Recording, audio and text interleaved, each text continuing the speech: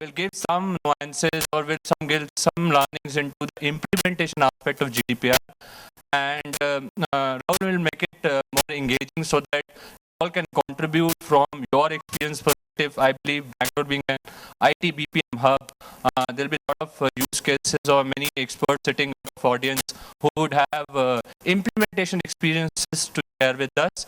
So please contribute to that discussion once Rahul is here and Srinivas is here, and we'll start in another 5 minutes, and apologies for the delay. Yeah. So I think I'll make a beginning. We'll use the time while he's consolidating the slides. We have a problem with the transfer of slides, so that's what's taking slightly longer time. Meanwhile, I think when we before we make a beginning, I think let's have a quick check on how many of you are from organizations which have are impacted by GDPR, and in the sense that you have presence in Europe. Can you please raise your hands? A good number. Quite good number. I think some 80-90% of them. And how many of organizations where there's no office in Europe, but still you feel that it can impact GDPR? Anybody like that? Few of them. Okay, very few. So we'll cover that a little later. But both kinds of organizations have to worry. The later ones, the requirements apply, but we need to see how it applies because it depends on the way the legal instruments work between countries. For instance, mutual legal assistance treaty and international cooperation. It will depend on that. But there's one of the clauses in GDPR which does put emphasis on how organizations which do not have presence in Europe need to worry about it. So we'll cover that in one of the articles there.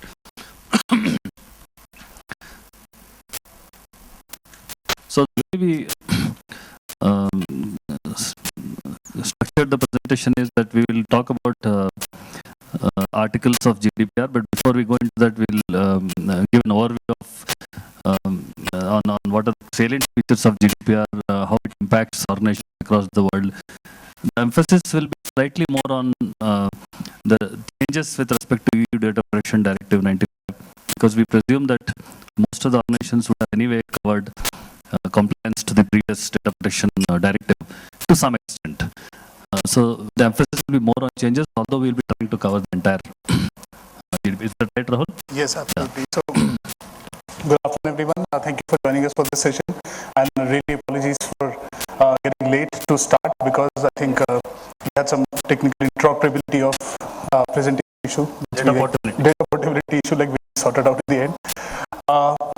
So DSCI has been engaging with the industry on the important issue of EU GDPR, and we have done certain workshops in various cities with our chapter community. We did in Bangalore, where Wipro hosted us. We did in Chennai and Hyderabad, where EY hosted us.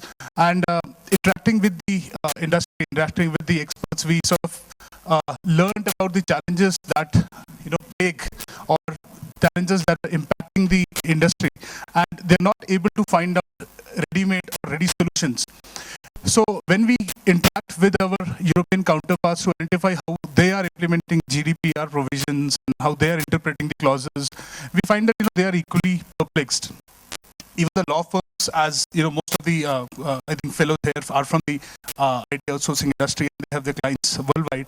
So you will also notice that the legal firms, law firms like Bird & Bird, Hunter Williams that you have engaged with, so you'll also see even they are not pretty sure on how GDPR implementation will turn out, because there are some areas which are still left unaddressed.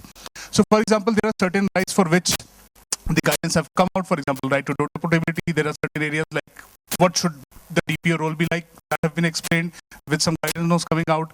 Then we also have an area called how do you choose your jurisdiction, if you have operations in multiple European countries. So there are some areas on which the EU Commission is coming out with guidelines of late, and still there are some areas which are sort of unaddressed. For example, in the concept of adequacy, if the data transfer has to happen outside the European borders. So they have introduced a new concept called sectoral adequacy. Because for the years we have been fighting with the European Union that you only identify a country as adequate, not a particular sector. So they included those provisions, but they still haven't come out with the guidelines which could be of use to the organizations. So combining that and whatever we have understood of GDPR, we also try to get a legal expert so that you'll have a 360-degree view on the GDPR aspects from a legal point of view, technology point of view, and from an industry association viewpoint. So what are the things? So with that, we'll sort of try to make up for the absence of legal representative, not lawyers. So whatever we say, please don't use this as a legal opinion. And anyways, free advice should not be used anyway, because it's a serious matter, GDPR implementation. So from Srinivas' experience, from my experience, whatever we have understood, whatever we have learned, we are trying to sort of give you an overview of GDPR, important clauses, important steps that the organization need to take. So just want to add here that at this point of time, as you may be aware, a lot of things on GDPR is still evolving. We have the act in place. We have about a couple of them, I think 3 of them, Article 29 Working Party has come up with the guidelines. More will emerge. So at this stage, a lot of rule making is in progress. So nobody is authoritative. Nobody can actually, somebody tells the authoritative it's wrong. So a lot of things will emerge as we go along in the next couple of quarters. And it's important to be vigilant to know what are the nuances of fine print of the regulation, particularly on issues which are more prescriptive. At the same time, a lot of things when we actually, the classes are taken on GDPR and stuff, on sessions are taken, people use a lot of examples on precedences, which are totally absent in this case. Right. So in the absence of precedents, which only come after May 2018.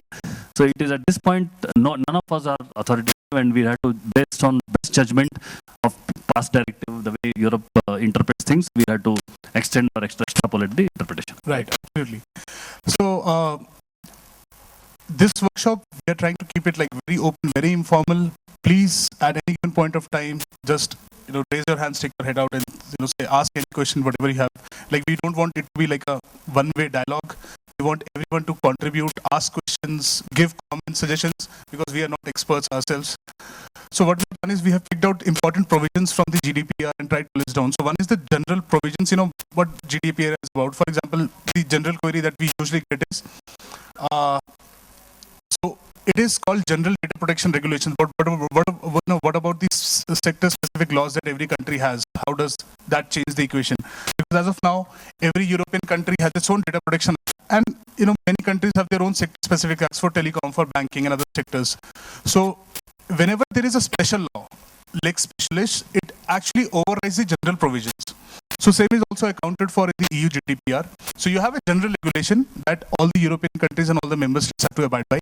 But then you also have, the GDPR also allows the member states to enact special provisions which could be sectoral in nature, which could be federal in nature. And then those provisions will sort of overrule the GDPR provisions, hence the word general. So that is the one thing that the organizations have to keep in mind. So like we'll go through all such details, and we'll also try to identify, find out from you, what is your interpretation of this particular clause or section. So we'll cover the principles. We'll identify the right of data subjects. Until the DPD, it used to be part of the principles, wherein right to access, right to deletion, and right to be forgotten. All these things were covered under the principles. But now they carved out a separate chapter because, from a European point of view, they thought that the right subject is getting more important with the digitization trend and individuals losing control over their data. So hence, if you see the GDPR, the way it is structured, it is giving more focus to the individual rights, the individual empowerment over their data in the digital world. Now, some of the provisions, from a personal viewpoint, we might not find, very, amusing that, because it brings certain liability to the organizations which are not desirous and they do not add to data protection. But from a European viewpoint, they think that these practices add to the organization's data protection building and data protection practices, maturity, that eventually will improve the privacy of the data protection baseline in the country.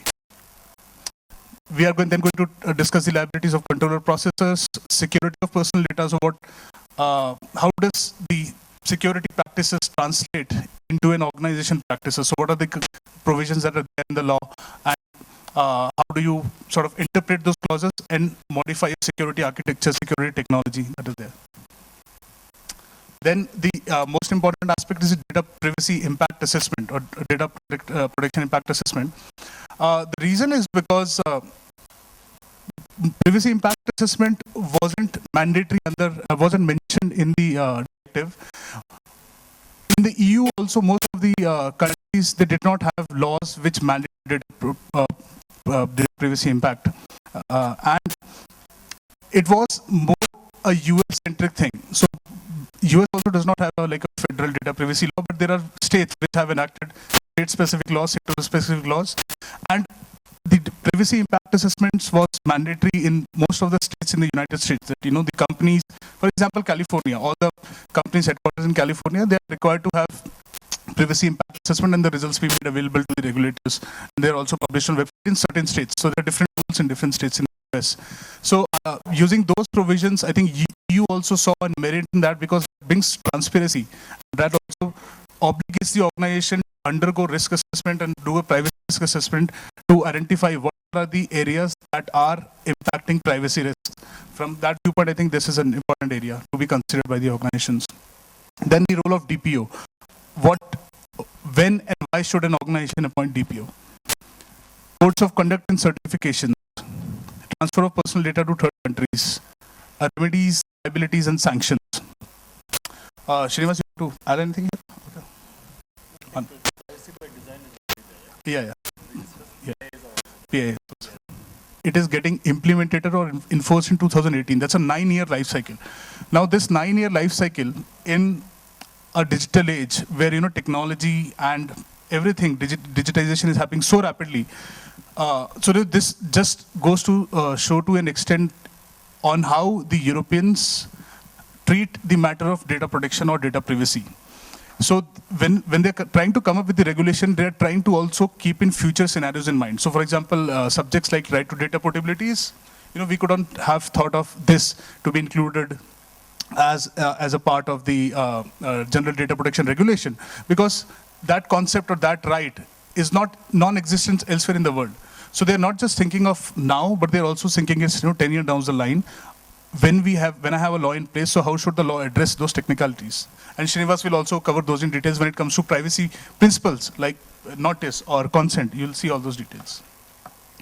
Then it had also like certain provisions, and the one which is most talked about is fines of up to 4% of the global turnover, or 20 million euros, whichever is greater.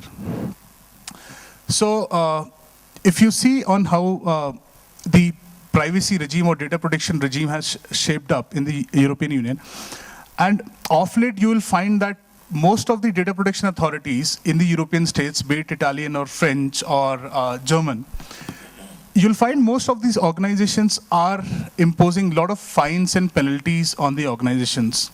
And these fines and penalties run into millions of dollars.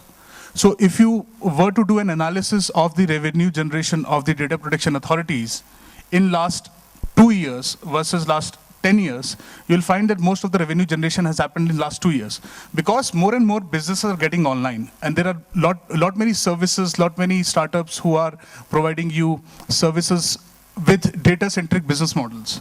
So that is one of the reasons that the regulators have also gotten very active and have taken the agenda of data, enforcing data protection and privacy legislations effectively, so that it acts as a deterrence. So in the first draft, which came out in 2012, I think, if I remember correctly, Srinivas, the fine was up to 5%. The organizations lobbied, so they reduced it down to 4%, but still doesn't make a difference. But because this fine is for the revenue of the global company, not your local presence company. So, for example, if a breach were to happen, I'll not take the example of Infosys, maybe some other company, let's say TCS, HCL, okay? And if a breach were to happen, so if the company were to be fined because they were negligent in maintaining reasonable security practices to protect the information, the fine can go up to 4% of the global revenue. So for example, for TCS, if I'm not mistaken, the revenues are close to, the turnover is $15 billion annually.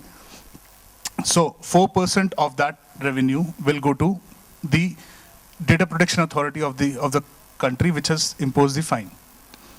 So I think that's becoming a big challenge for the organizations, because the data protection authorities and the regulators have this thinking that by increasing the fines and penalties, it acts as a deterrence. which should translate. But what's happening now is, and we were also discussing in the earlier sessions, since the liability is getting so heavy on the organizations, they are resorting to mechanisms such as using models or instruments such as cyber insurance, wherein they transfer some of their risks to an insurance company whenever a breach has occurred. We'll also then look at specific. So GDPR also included a lot of new rights or a lot of new arrangements which were non-existent earlier. Right to be forgotten was included in the directive of late, but wasn't part of the data protection laws of the countries. They have included formally here. Right to data portability is another important concept, and we were also debating yesterday whether such a right should be part of a data protection regulation or not. Because what the right to data portability says is, an individual should have a right to download or take a copy of whatever data the data controller has of itself and port that data to any other service provider and then use that data as is. Not just that, you cannot, it doesn't say that you can use everything as is, but it also says that the individuals whose data is getting transferred should also have an option to index the data and select whatever data you want to transfer. So for example, if Facebook has 200 data points of yours, including location, name, email address, phone number, etc., you will be able to download Facebook data and then move to a social media platform which uses only 100 data points, and then you get an option to select what data you want to upload. So that, although the guidelines for data portability have been finalized, but that is creating a lot of furore in the industry because most of the organizations have their own proprietary solutions when it comes to maintaining the databases of individuals. Okay, so we discussed about this. So Srinivas, any point of time you want to add anything? So just jump in, yes. Yeah. When you said insurance, I want to make sure we understand that before a company, when you take insurance, the premium is decided based on the due diligence that you exercise, right, and the measures that you take. So it is not going to be very commercially viable, I think, to go for insurance. You should set aside those things and work. And when you work towards it, obviously, insurance still you should have because you never know where people will falter or there could be vicarious liability. But insurance is definitely not a substitute one should look for. Absolutely, absolutely. It's just like a transfer of risk. Yeah. That's all.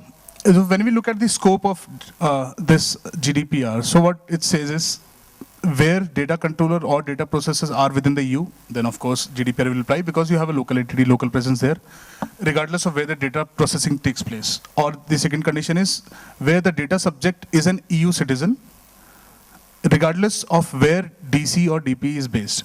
So if a data processor, for example, TCS, Infosys are not based out of EU, but they are serving the European clients from India. And if the data belongs to European citizens, so then GDPR provisions directly imply. That is what the law says. The law also says that even if the data controller is not part of EU, the laws will apply. For example, if there is an e-commerce firms which is based out of India, which has data centers in India and serving the European geography, targeting European citizens, and like target can mean anything. So then the data protection regulation sort of puts an onus or liability on you that you comply with all the provisions of the law. So here on this there is some notes, yes, guidance available.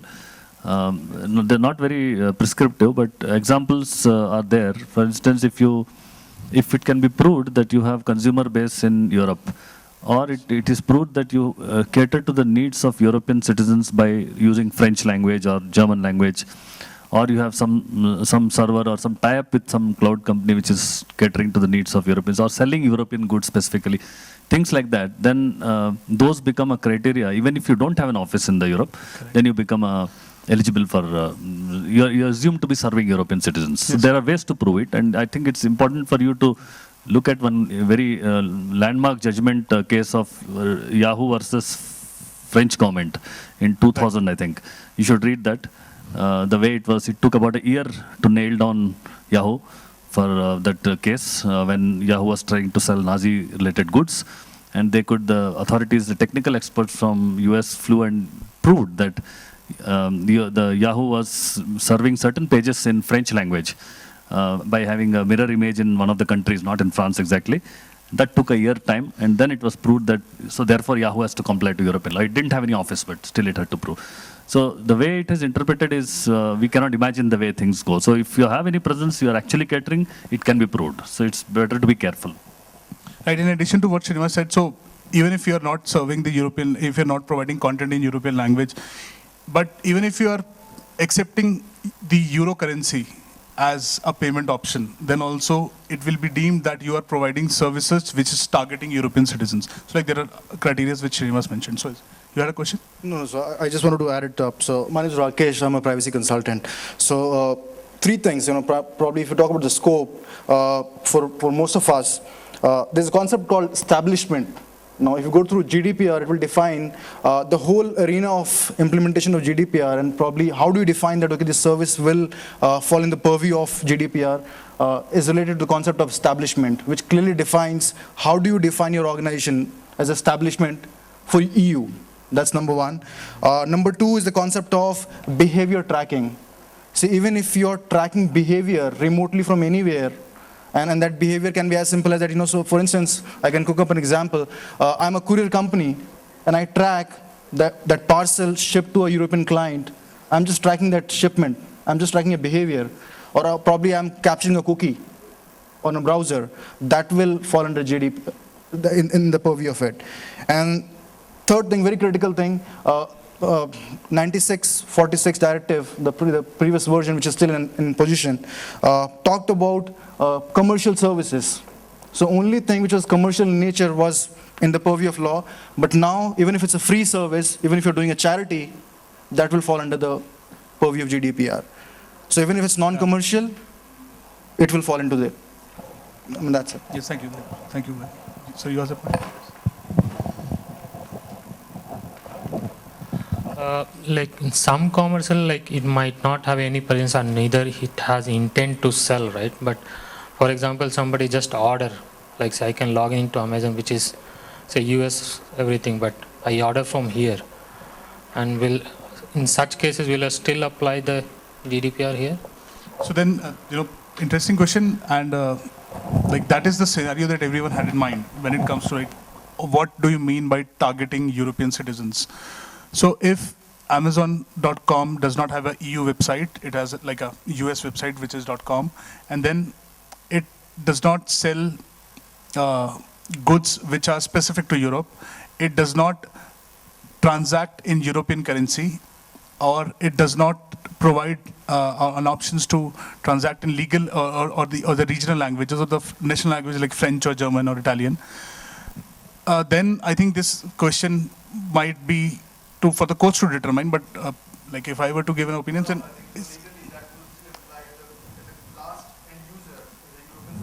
yeah, absolutely. But I think it will make sense to give you a background of it. That why is privacy so important for Europeans? If you pick up the history, I think it started from the UHR. That's when they made the Convention of Human Rights, and it's all about human right protection. So what Hitler did primarily, he used data, and IBM was one of them who helped him. That's a proven case study. So he used public database to target Jews. And that's when they realized post-World War that it's very important to save your private data. And this is what they're trying to do. So when he talked about that they are, with this new regulation, they are trying to give more power to the user, they're just promoting more human rights. And one of the fundamental human rights, unlike anywhere, Europe has a fundamental human right of privacy, to follow privacy. So they're just trying to safeguard it. So if it's a European citizen, it will blindly follow to it. Right. But like I have a different view. For example, if a European citizens were to buy something from Flipkart.com, which is not targeting European citizens at all, and if Flipkart were to deliver something to the European citizens, the European DPAs have sort of no authority to sort of catch hold of Flipkart and enforce the regulation on them, because the services are not targeting. It is a EU citizen who opted to transact on the platform of Flipkart or Amazon. But this has to be proven whether the services were targeting European geography or not. If this is proven, then I think the liability can be determined, not the other way. Okay. So also, okay. You have a question? Related to this? Okay.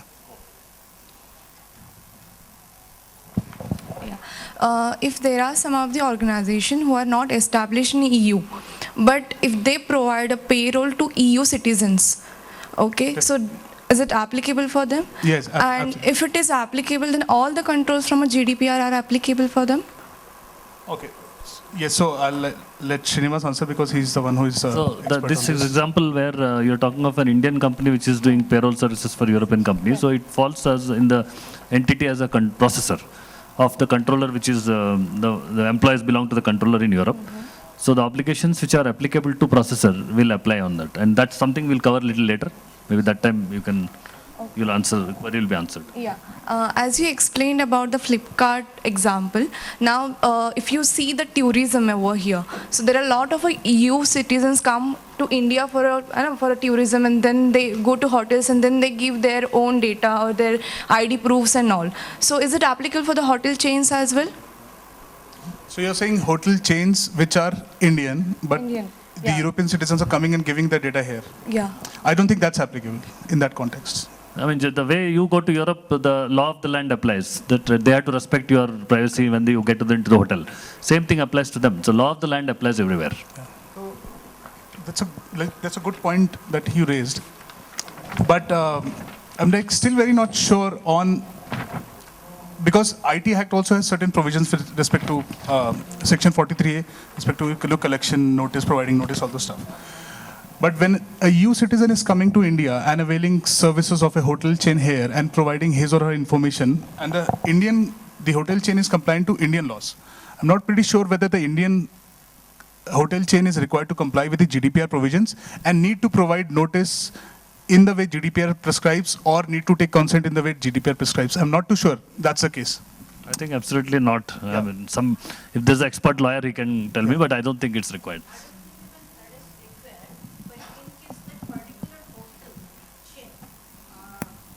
Market the Europe as a market, that case they Yeah, absolutely. need Yeah, to that's, do it. then the target market will come into play. That's true.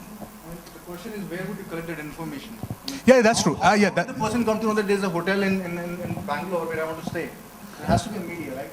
no, but you can come here and I can just go to ITC Gardenia and sort of register myself, or I can search that there is a hotel in ITC Gardenia and I can come and register myself. So it's not that EU GDPR is enforceable just because somebody has made a transaction, a European citizen has made a transaction. That's not the case.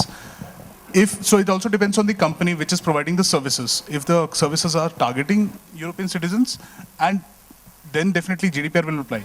But for specific cases where an individual is going to other country and giving his or her data personally for processing, I don't think GDPR will apply. And there is no mechanism for the EU authorities to enforce GDPR in that case, because the entity has no local presence, and entity has no specialized service that is offering to the EU citizens.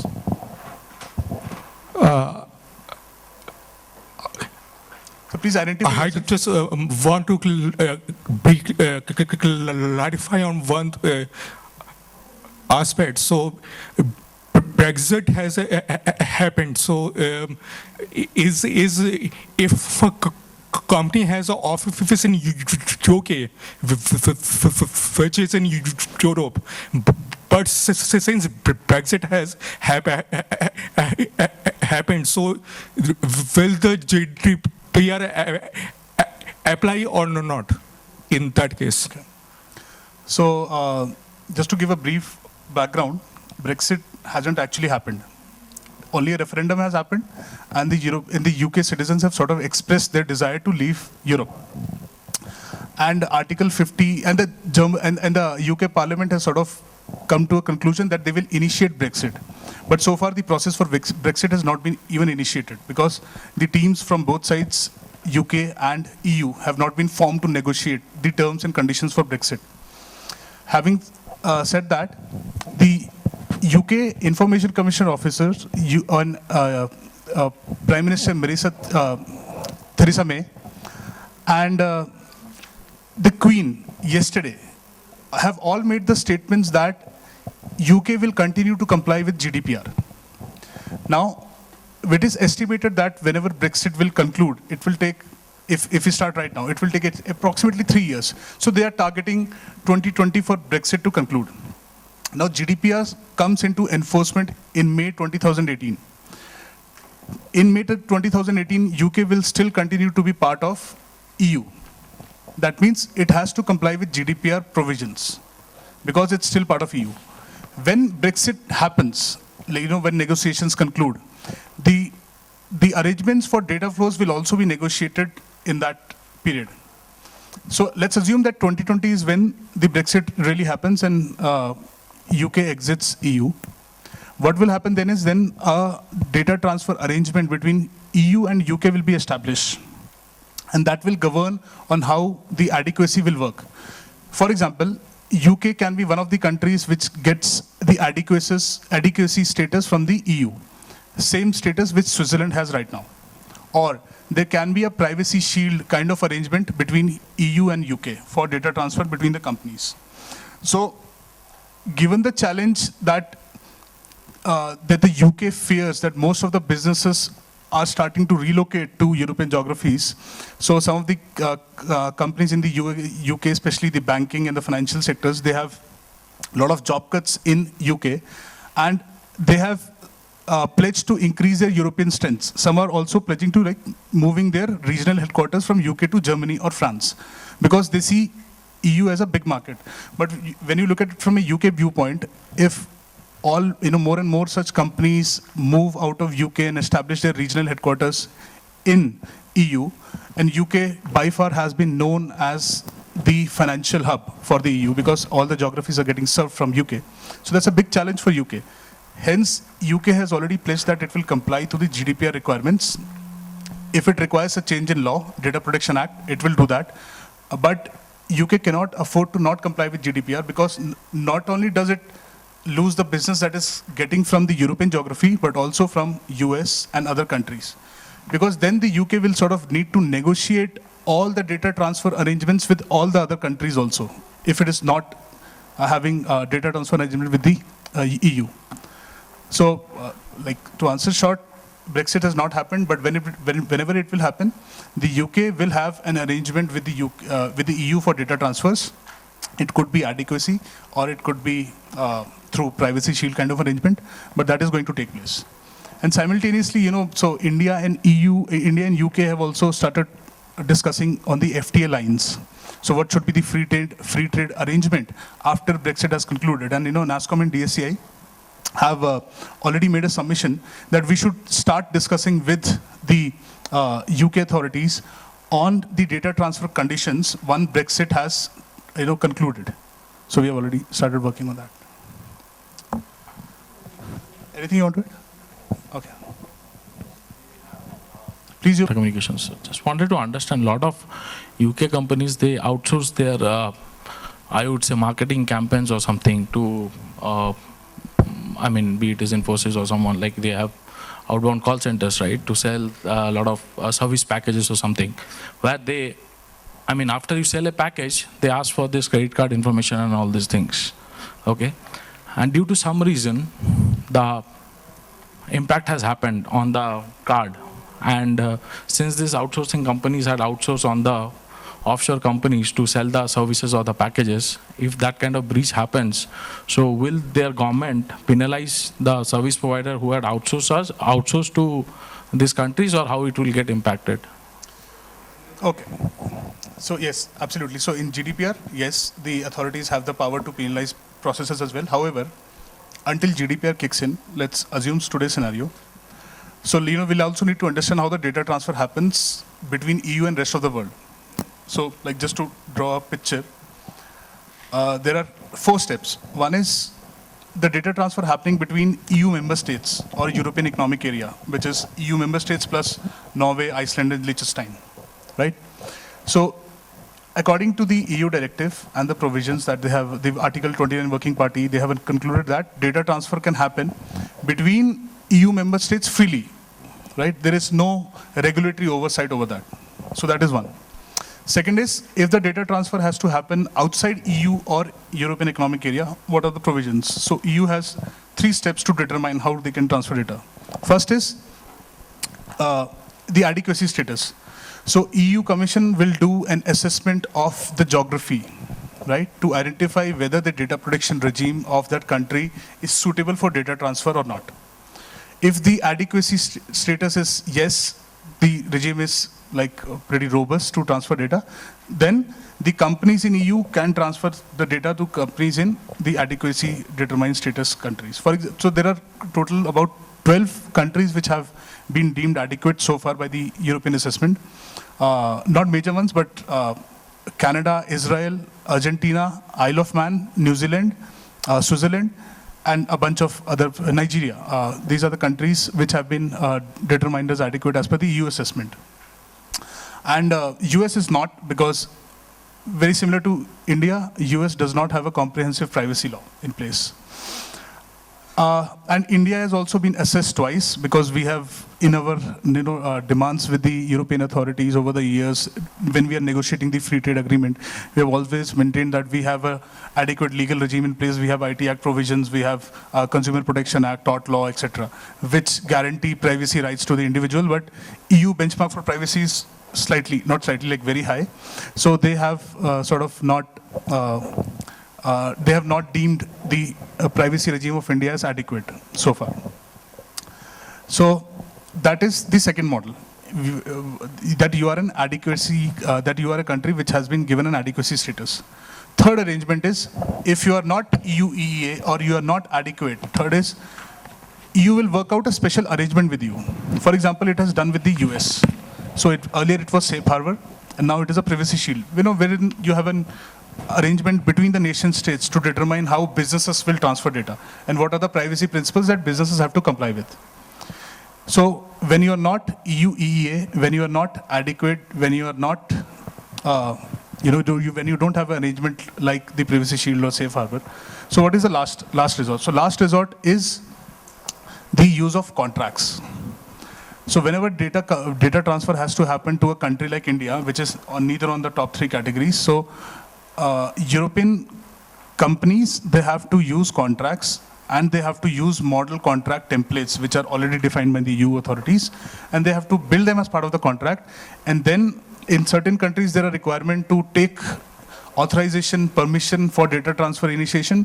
In certain countries there is only requirement to notify the data protection authorities, and in certain countries you need not notify or you need not inform. So like different European countries have different laws and under data protection regime so far, and that's why the GDPR, because it harmonizes everything.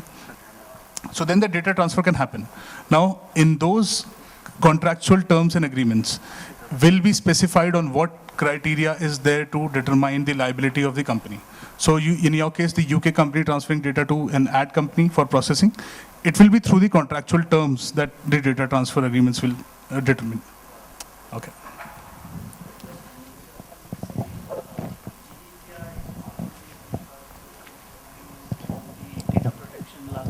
Does it mean that within EU countries, certain countries, they may have more stringent controls on top of GDPR? So absolutely. So GDPR is just a baseline, just a benchmark for ensuring a level playing regulation across the European geography. Every country has the right to enact privacy-specific regulations and sectoral-specific arrangements for data protection, and GDPR provisions for that. Okay, so when some organization providing services for European countries, so they should consider GDPR as a baseline. On top of it, local country laws as well they should consider. Absolutely. But however, in certain cases, there might be conditions like we haven't seen so far, because the countries are yet to have those special laws arrangements in place. There might be a case wherein the local laws or sectoral specific laws are in contradiction to GDPR. But EU GDPR provisions that the sectoral laws or the local laws will prevail over the general data protection regulation. Hence the word general is used in the GDPR, because it's a general law. And like specially, so the special laws will prevail over general laws. Yeah, excuse me, Mohan Raj here. I'm from TCS. We have Pearl Harbor certificate for US. In case of EU companies, whether we can, using that Pearl Harbor certificates, whether we can transfer that, how it is getting affected for GDPR. Because now every year we are renewing the certificate and we are transferring the data from Europe to US. and vice versa. We are same company, that is a customer is same customer. So how it is getting affected GDPR? If it is GDPR implemented, the Pearl Harbor certificates is no more void or what? No more it is valid? What is that certificate? I couldn't understand. Sorry, what's that certificate? Yeah, if you can, like... Safe harbor, yeah. Oh, Safe harbor. Yeah. Safe harbor was only for between Europe and US, which got annulled, became void, and it was replaced by something called Privacy Shield now. So those organizations which are compliant to Privacy Shield can continue to transfer to US without any hurdles, subject to some caveats. But that's not for any other country. So you can't transfer using Safe Harbor or Privacy Shield to India, for instance. From US, whether I can transfer to From Europe to US, you can do that. So it's a one-way traffic from EU to US, and also from Switzerland to US. So like there are two privacy shields, EU to US and Switzerland to US, but not the other way around. So US does not have any arrangement. So for example, if you look at the business that Indian organizations have with the US geography, right? We only rely on the use of contract. We do not have privacy shield, safe harbor kind of arrangement. It is a contract signed between the US company and the Indian company which govern the terms of data flow, data protection and all those things. My suggestion to the audience is there are actually lots of slides we have covering each topic. So best will be that when the topic comes, that time you can ask questions to the topic at the end of, after 10 minutes of, every topic will, I guess, take 10-15 minutes. Yeah, because these are all still introduction. Correct. So kindly park your questions because many of them may be answered in the slides. Right. So, like this is not the, obviously the entire GDPR, but from a preparedness point of view, like these are the areas that the organization should consider. For example, a forgotten area is privacy by design, which is explicitly mentioned in the GDPR. But organizations find it challenging on how they interpret privacy by design. Because privacy by design, and Srinivas, you recall that we were discussing yesterday also in the standards meeting, what would privacy by design entail? For example, all the organizations have business processes, technology solutions for data transfers, for data processing. Will privacy by design require them to re-engineer or re-architect their technology solutions or their products or their portals? And this is something which is a very big concern for the organization, because if privacy by design would actually mean working everything bottom up and including privacy in everything, that will mean a huge investment by the organizations. So I think many US companies have raised this concern with the European authorities to come up with guidance on what would privacy by design entail. And just give an example, but there are certain areas. So now I think, Srinivas, we can move on to privacy principles where you can talk about this. Yeah, so we'll briefly cover the principles. So GDPR has 6 principles, as it states 6, but actually the number is not important. Earlier it was 9, somewhere it is 10, Canada has 11. So don't bother about this number of 6 and 7. We can combine them into 6 and 7. But essentially the principles remain quite same. There is not significant difference in the principles between EU directive and GDPR. So first thing is about lawfulness, fairness and transparent processing. So the key thing is about making sure that the data subjects from whom you are collecting data are aware about what you are collecting and why we are collecting. Now, it's always not possible that you have an opportunity to tell the data subject. Sometimes you collect data from other sources. Sometimes you collect data from data subject unknowingly. Sometimes you buy data. There are various scenarios, right? We all know. So, for example, you may take data from people when somebody logs into e-commerce site and registers. That's an example where it's very clear. The example of the cookie which is placed in your machine when you log into a website is something which you are not even aware possibly. Somebody who's technically aware may know, but many guys don't know about it. So there's a special provisions on that which is called cookie consent law, which will apply. Countries have it, and even GDPR states about that.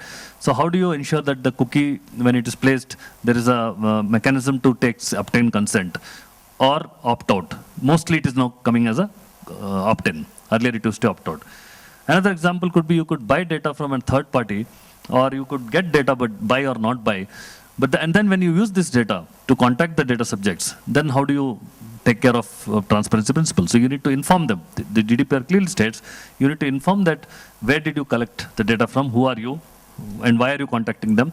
And since you did not collect it from them, you should first instance itself give the opportunity for them to opt out if they don't want to participate in that service or whatever transaction you're talking about, you're offering. So that way you'll have to make it fair and lawful. And when you are transparent, you should also tell about what processing you will do and what you will not do. Then the purposes of processing should not be at a so high level where where the data subject cannot understand properly, in an objective manner that what is the purpose. It cannot be administrative purpose or business purpose. There are companies which simply write that it is going to be used for business purpose. That kind of statements are not acceptable. It has to be to the granular level as much as possible, so that the data subject can take an informed decision whether to provide the data or sign in for the service or not. That's the entire philosophy of this. The fairness is, I think we'll cover that later part of the next slide, but then there's a purpose limitation. So having collected, you have to see that whatever the purpose is specified, the same purpose you should actually use it for. You cannot, during the life cycle of the data, use it for some other purpose. If you do that, then you need to again obtain consent or notice. Now, consent itself is not mandatory. The concept of privacy consent, which we talk about, is not mandatory. In fact, the one school of thought that consent itself is not good. Consent itself is very illusionary. It assumes that the data subject understands what the organization is going to do, which is actually not true many times. It's not so simple that you can be so transparent that people can take information. Therefore, increasingly, organizations are made accountable for what they're going to do and not rely on consent. So consent is a derogation which is available as a last resort or as a safeguard measure. So do not try to rely only on consent and assume that what you put in consent is, you don't assume it as a contract. Just like a contract becomes null and void if it is not legitimate, similarly a consent can also be treated legitimate if it is not meeting the other norms. But often it is required at least to provide notice, privacy notice, what we call, in various forms. It could be a document, it could be electronic copy, it could be you give a link to the website, but it has to be exhaustive enough for people to decipher what is inside it. Data minimization is about seeing that the data is minimum. You collect only that much information which is required for the purpose which you are collecting and not excessive. So the mindset which organizations used to have, and even now people have, where we collect everything and see what to do later, we may require it future. That is not acceptable. You have to just question everything that you need and only take that much and make sure that it is used for the particular purpose. It has to be accurate and up to date for processing. So this is related to the company keeping that accurate, so data integrity, and also providing means for data subject to update if their information is outdated or they need a change in their bank account number or the photograph and things like that, or their postal address to an e-commerce site. And so it should be given an option. It should not happen that you say that once given you cannot change it. Limitation of storage in a form that permits identification. So this is about you should not be retaining data indefinitely, and only that much time to which it is required for the business purpose. There is a separate section on this. I think you're covering right to be forgotten. We'll cover that time more about this. But you should not be keeping data indefinitely and only when as much as is required. So everything actually is flipping towards do when it is required, rather than keep it, take it, everything and we may require kind of thing is not acceptable. Every principle is actually towards that. Confidentiality and security, I don't need to talk. CIA, most of you are familiar with 27001. Similar thing applies, say, in security in GDPR. In GDPR, the security is not significantly improved except one or two provisions they made. Accountability and liability is about taking accountability for GDPR. So as you will see a little later in the slides, that one of the important things which was a big hurdles for organizations was notification to the government whenever you process data, which is now removed. So there's no more requirement to inform government about what data processing you're doing. However, it is replaced by something called, there's two parts. It would be replaced by two things, I would say. One is a greater accountability to the organization by creating mechanisms to demonstrate evidence of what you're doing, what happened yesterday, what kind of records you keep, where is the PI evidence. So a lot of emphasis on evidences has been given so that when the DPA requests, you should be able to demonstrate that you have been fulfilling all the requirements. B, that the liability and the liability generally increased, and also there is a specific clause that when there is a high risk data processing involved, in such cases you need to consult the DPA, which is not saying you have to take approval, but consultation is in a way as good as the hurdle is remaining. So it's, but it's empowering the DPO. Actually, the DPO needs to take a greater role. But when when in doubt, you can, so it's in a nutshell, basically, if the DPO is competent, your red tape is cut down. But if your DPO itself is not there, or you are relying on some vague functions inside the organization in a very loose way on data privacy, then you are in trouble because there are a lot of hurdles for you. Otherwise, you take bottom line, GDPR respects you. There's a summary. Next slide is about, yeah, I think this is about just when you inform people, you need to also inform them about the rights. So there's one slide which tells what you need to inform. I'll come to that. And there are specific requirements on consent. As I said before I go into slide, that consent itself is not mandatory. In fact, consent is not acceptable in certain cases. So consent is not acceptable. For example, when there is an imbalance of power between the data subject and the organization which is collecting data, right? Examples could be that typical example is an employee situation. An employee is giving data to an employer after the employee is part of the organization. The employer is at an upper level than employee, and there is a fear inculcated generally inside the employee that if I don't share this data, my performance may be impacted, my manager may be unhappy, HR person may be unhappy, lots of things like that may happen, and therefore, or I may be missing information about what's going on in the company, I may be deprived of certain facilities which my colleague next door has. Therefore, the consent is not admissible, not acceptable at all. Consent can still be taken inside employer-employer scenario when it is fair and when it is such that not consenting does not impact the employee in any way. Right? For example, use of gym facility inside a company, things like that which are not at all related to necessary services. But having said that if consent is the mechanism you are choosing as one of the things, then you need to see that it is informed. Informed means all the information should be provided to the data subject so that they can take a decision whether yes or no. No ambiguity. Second one, freely given. Freely is what I just stated, that it has to be without any fear or without any bias I should be giving. Not only employer, it can also happen in the e-commerce side. Suppose you are giving a data to a bank or a company and then you register to the bank and move forward. Suddenly you discover that the bank is asking some more information which you don't want to share. But if you don't share now, they are saying you cannot proceed. Imagine that situation, it happens sometimes. You already given some information, registered, account opened, they're asking something else which you did not know at the time of when you are thinking of whether to choose this bank or this school or this college, whatever. And then you realize that it's too late. So it's important for organizations to shift the business of information of data processing activities upstream and highest possible upstream end. So for example, if you're making an employment offer, I would recommend that you put it in the employment offer, what is your data privacy practices. Particularly those ones which are likely to be different from others. So that a person doesn't complain that I didn't know about this company is doing this. So that is exactly what is freely given. So just to add, Srinivas, I want to ask you a question. So when you say freely given, and you talked about balance of power. Yeah. So can this also happen, where there is a monopoly, for example, railways, that when you have to buy railway tickets, you necessarily have to consent because there is no alternative available. Yes, you're right. Okay, so in that case also. No, I'm saying that should apply. Unfortunately, so you are referring to IRCTC website, right? Let's just give similar example. Yeah, in Europe, let us say, suppose similar to IRCTC we have in something in Europe, the organization has to give, regardless of whether it has a competitor or not, it is obliged to do. The key difference, the way you can enforce that, the only way you can enforce is when the data protection law applies to government organizations. Unfortunately, in India, we don't have that situation, and therefore in Indian Railways, even now, in the railway coach, they display age, gender, right, male, female, and lots of problems happen because of that. That is not unnecessary to put all those details. All you need to do is a PNR number or something like that. That's enough. Or some more information, maybe first name, that was enough. But we don't, there is nobody to question, and there's no law, therefore it's going to happen. And since there's no competitor, you cannot choose instead of Indian Railways, some other railways. So that's the problem where it's important for the law to be applicable on government operation. That's the fight going on now when we talk of UIDI also.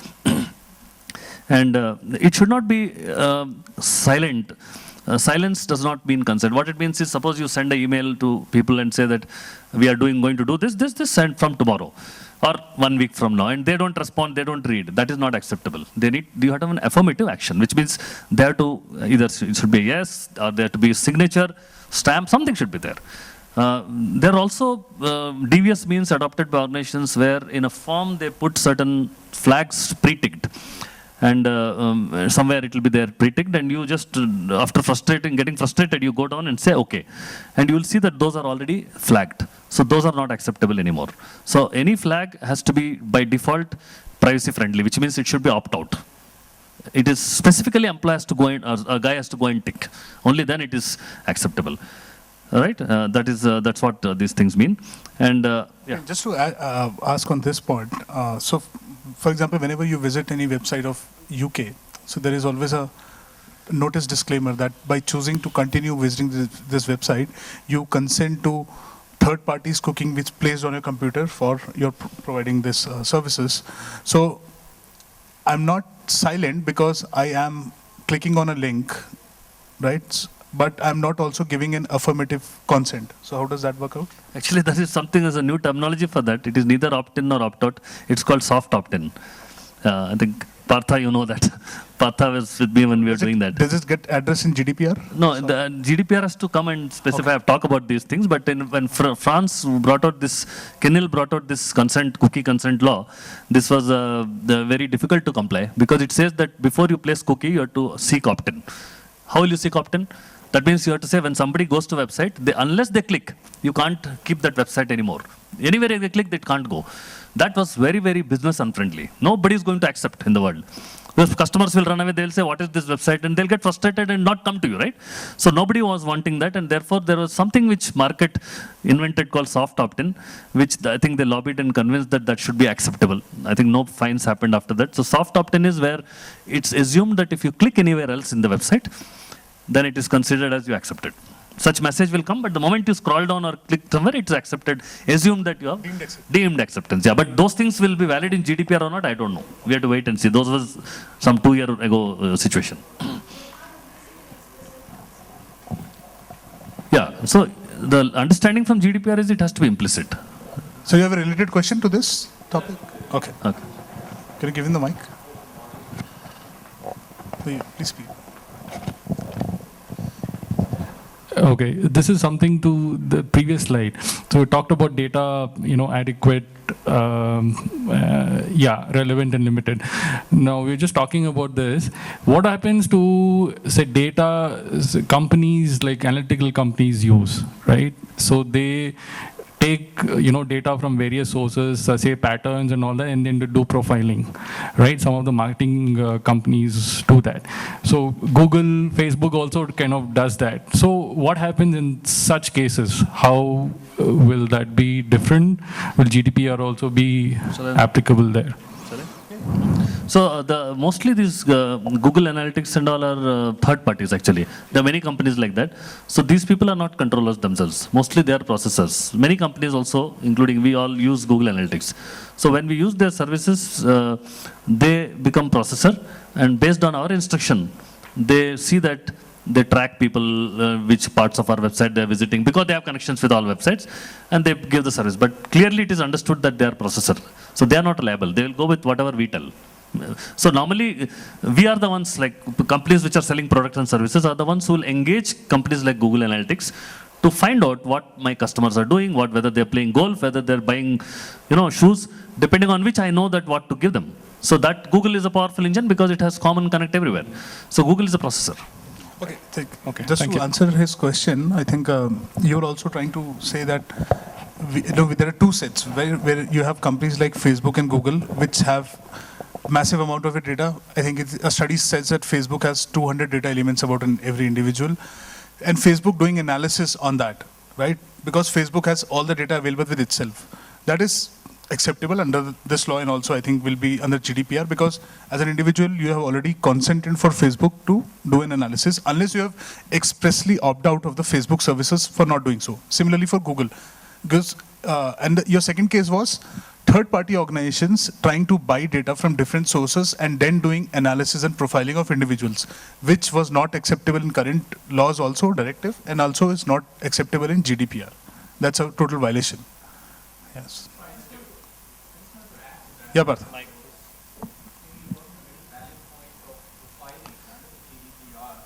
Profiling has a very profound impact in the sense that as data controllers, right, for instance, be it any XYZ company as a marketing company, one has to really understand, does that profiling create any kind of a negative impact on that person, right? And it's also a question of not just technology collecting data because technology can. It's also a question of ethics here. Now look at the way where probably, without naming any of the cab aggregators over here, I have personally experienced it. Many of our times on our Android or iOS devices, whenever we have those buttons on and off, right? So you say, no, I'm not okay for my location to be tracked. You would be surprised that you wouldn't have cabs near your vicinity. Only when you say, yes, I'm okay for my location to be tracked, you have the cabs hovering around that place. Now that's not consent, because you're basing the consent and making it conditional to provide a service. And even if you take a consent, it's actually an invalid consent. And obviously, when you're talking about collecting X piece of information from Y container and Z container and making a mash of such data, one has to also understand as to whether that data that you have collected in the first place, is that legitimate data? And that is why in the marketing concept specifically, there is something called as suppression lists. And in the UK, you have telephone preference registers. In India, it's equivalent to a do not call. So when someone has to really reach out, even on a B2B, and B2B is a little less rigorous than B2C, primarily B2C is more under the regime, you would have to ensure, and the data controller would need to ensure that the marketing company has actually vetted those lists against the do not disturb. There are fax preference registers, there are telephone preference registers, and a hell lot of things out of that. In fact, the ICO has fined a lot of marketing companies because of nuisance calls. And there the rationale behind taking those fines is because it has cost them some kind of, to the individual, some kind of a harassment or some kind of a nuisance. It's not just monetary or pecuniary damage all the time. So I just wanted to emphasize that, and probably in this context, Srinivas and Rahul, you can add to it. And it's not just about creating, principles will always be there, technologies will always be there, but the question of ethics. And when you talk about doing monitoring or probably doing some kind of a machine learning and so on and so forth, absolutely something is always required, but at what cost? And what is the kind of the freedom that the individual is giving up to do that, right? So you have CCTVs. The UK has the most amount of CCTVs, but can a CCTV recording be used against an individual to hold him in the court of law? And there have been cases in UK as such. Absolutely, and I'll supplement Partha's point. So even for the countries which do not have comprehensive privacy laws that cover these aspects, take the example of US. So FTC last week, it fined an organization which made unsolicited calls to the users to a tune of $200 million. Just to set an example that even if the law expressly does not ask the organizations not to make involuntary calls, but still the ethics or the usual practices of the industry should prevail from a consumer protection viewpoint. So that also a precedent. That's, I think, we have covered enough on that. I'm sure it will come up again. So then the point about not mixing with TNC. So this is also very important in GDPR. It says, do not mix with unrelated aspects. I'm just giving an example of terms and conditions, but it could be anything else. So many organizations are doing that they put privacy notice as part of some big terms and conditions or a license agreement and assume that people have read it. That's not acceptable. A privacy notice has to be explicit. They should know that I'm reading the privacy notice. You should be able to demonstrate to the government or whichever agency that you actually have taken a consent. This is not directly stated but indirectly implied. So it's important that when somebody has consented, you need to keep evidences, whether digital or hard copy, whichever is. It should be revocable. That means any time you should be able to withdraw consent, and the same must be stated in the notice that when they can withdraw, and when they withdraw, the corresponding services can be withdrawn. And similarly, if data transfer to a third country is the basis for that was consent, then that transfer also has to be stopped. So this is typically, you can find this in GDPR, I'm sure. So these are the list of things that need to be provided inside a privacy notice, which is very, very detailed. Earlier, privacy notice was very simple. You can walk away with anything.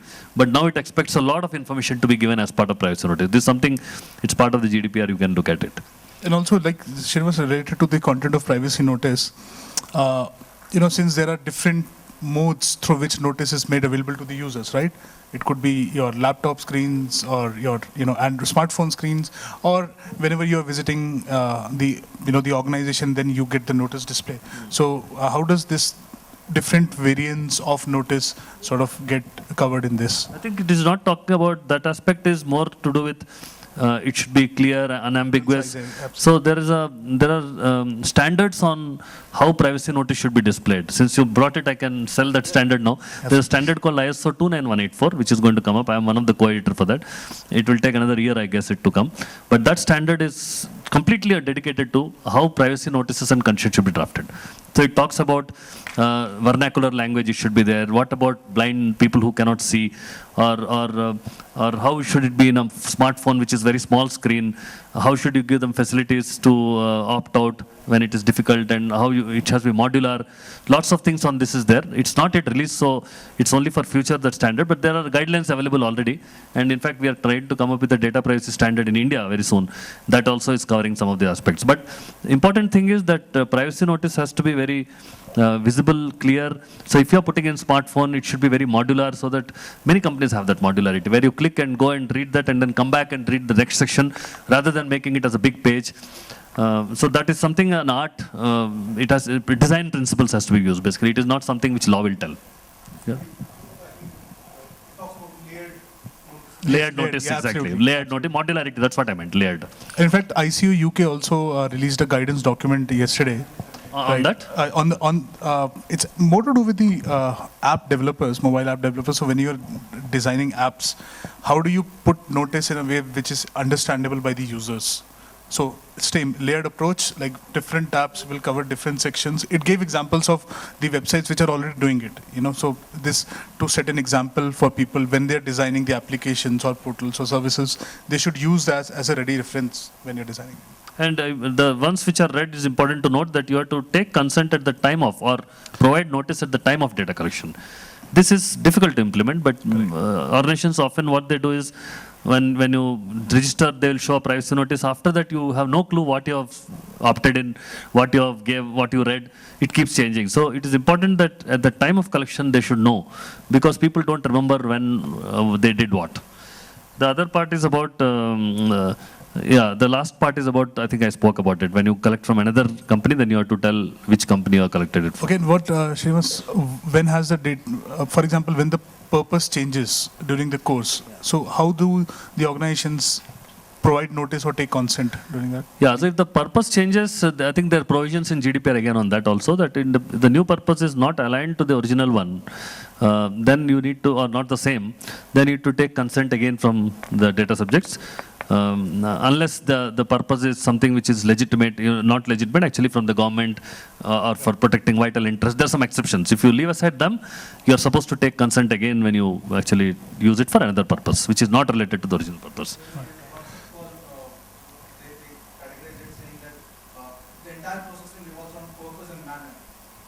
That's true. Manner in which it was purpose. Yeah, absolutely. Yeah.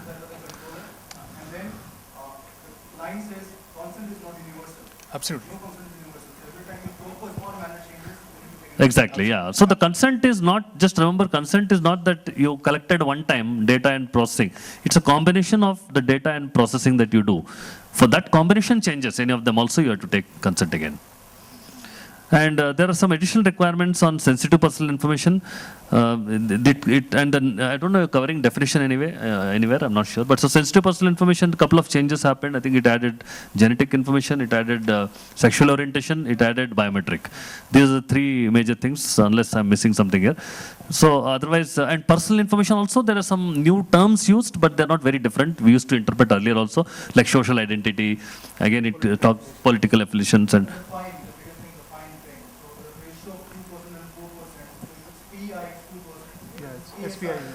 Right. So these are some of the things, and greater degree of measures, protection measures are required for SPI. Then data related to criminal offences, although it is not part of SPI, it is to be construed as SPI. They put a separate article. So this is in organizations, mostly it is for government and police, but organizations like us do that often, collect when we do background checks. So many organizations do background checks. That time one may fall into this trap of looking at the criminal evidences, which is not proper. We should, best way is to avoid getting into these details and outsource the background check to our organization, which does and tells you pass fail, instead of getting into the records of what went wrong and all that. Because we should not get into, it is actually also combines with the right to be forgotten, where some countries in Europe have restriction on if you did an offense some 10 years ago, you cannot ask the question about that offense. The number of years varies, somewhere 7, somewhere 10 years. So it's better not to get into this territory for commercial organizations. I think it's also How many? Prohibited. Yeah, some countries it's prohibited also. Yeah. And processing for new purpose, I think we just spoke about it. And processing that does not require identification. This is also very important. So when you do not require to identify a person, do not collect data because to fulfill GDPR. So it's a very funny situation. You don't need to. Actually, it's clarifying just because people should not start. Suppose you are going into a, take example, you are getting into a pub in the evening to have a beer. Right? You get into a pub in Europe, London.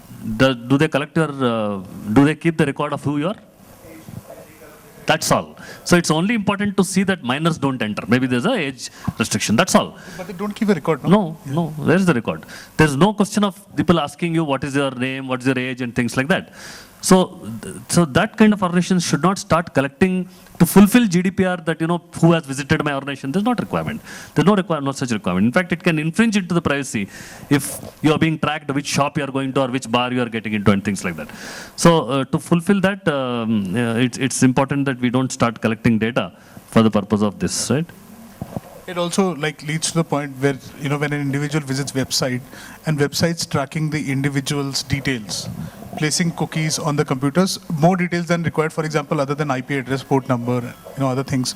So is that also a violation of privacy and the GDPR provisions?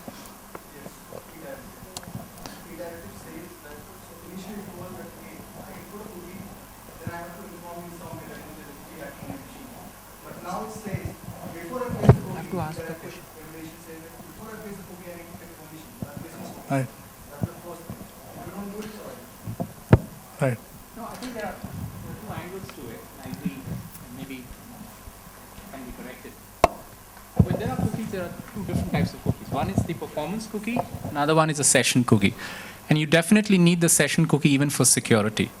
But if there are certain targeted cookies, supposing one is on the website, you have a Google Analytics, right? So those are something which goes beyond the mere performance, right? And that is something which an individual can even live without it. And that's where precisely, even if websites are operating with a blended version of cookies, they would have a banner coming up rather than just being a plain vanilla, a legalese on that. And that's where precisely. But yes, depending on the member state law, there has to be a table then at least when it says click here to read up cookie policy, which says what cookie, the script name, and a easy to understand definition of what that cookie is actually doing. It's not just, again, a very technical term, because there have been studies and surveys where people just, don't even forget about understanding cookies. They don't even read privacy notices, because at that point of time, it's also the services that you want to really engage with. It could be, preventing that particular logic to be revealed to the end user. And that's where some of the case laws have also been. And I think this is an area where the member state laws are keenly watching out. So when you're saying that logic could also that logic also, yes, because obviously if you have a data analytic machine or a data analytic software, it is actually the algorithm. So it's that actually the algorithm which makes a decision. Yes, the decision should not create a bias, but obviously that algorithm itself is protected under IP, and there could be certain tension arising out of that. We really don't have case laws against that, but maybe there could be in the past.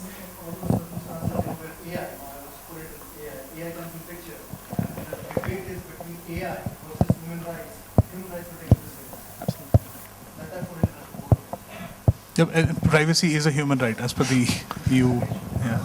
So I just want to, one more point I want to add here is when we are talking about this web, basically privacy is a fundamental right when it comes to when Europe obviously, but in the web space also we should maintain that privacy. And that's what we call it anonymity. Anonymity in cyberspace is very difficult, but that need is always there. The example I gave where somebody walks into a pub in London, there is no way, unless you look at the CCTV images, which they will not share anywhere except to the police, there's no way you can figure out who went, yesterday. But digitally, it's very difficult to achieve that. So, for example, in Google, when you don't sign in, you may feel that you are having anonymity, but actually it is not, because there is the techniques called digital fingerprinting, by which there is a unique identity people have created by the set of parameters which is unique behavior, not behavior also.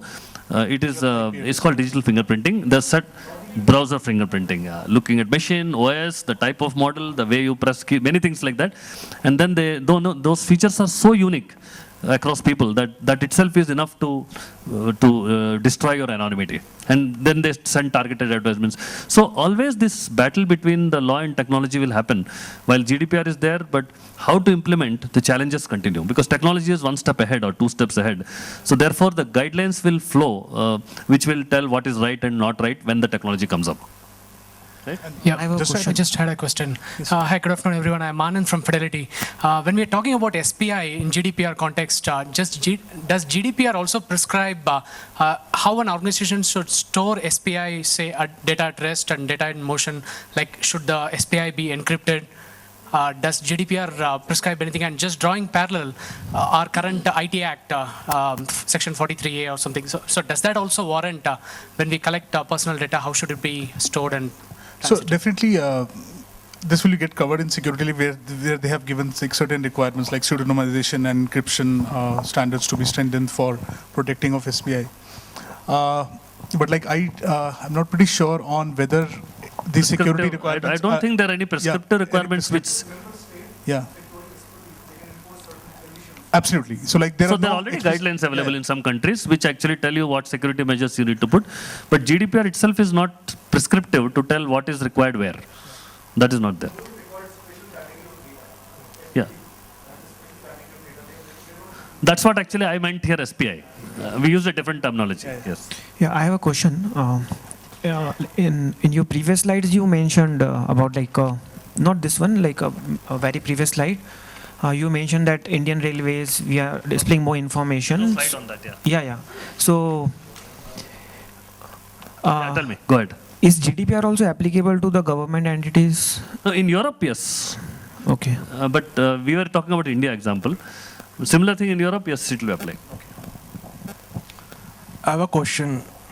If we go to the previous slide, this is Nilesh. So if you go to the previous slide, typically we talk about, security as an enabler for, privacy. So now when we talk about sensitive personal information and you mentioned, something like sexual orientations and everything. So how difficult it would be for the ISPs to monitor data typically in Europe? Because if I go by this GDPR law, I should not be, whatever I am browsing should not be, that's something, my personal thing. At the same time, there should be a security angle to it. So how do we see a trade-off between both this?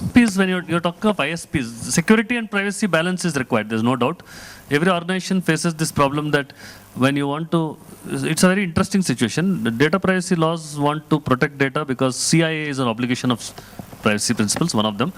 And to implement that, you need to do monitoring, which is violating privacy. So it takes one big circle and comes back saying that to meet privacy requirements, you violate privacy requirements. That's a big dichotomy we all live in today. Increasing monitoring is being required, and to add to that, tool vendors are coming up with innovative solutions with artificial, all that machine learning and all that.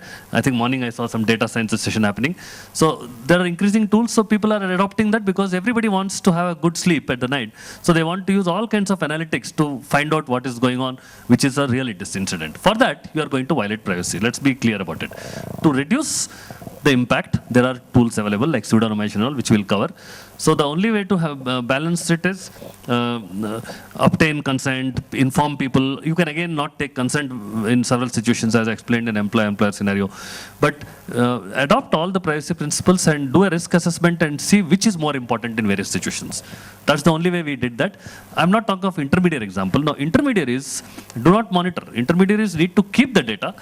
for the law enforcement agencies, in case they want to find out and trace who is a person who is responsible for creating a particular cyber crime in the internet space. For that reason, intermediary is supposed to keep the logs, not to themselves monitor. No intermediary is supposed to look at and use that data to offer you any services. That's totally against any country. It's violation.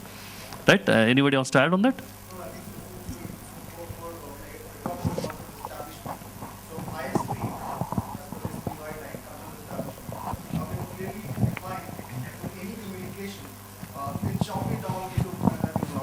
Chop it down into 3 portions. So the first portion is your location data, and then there's a content, actual content, and then you have something called,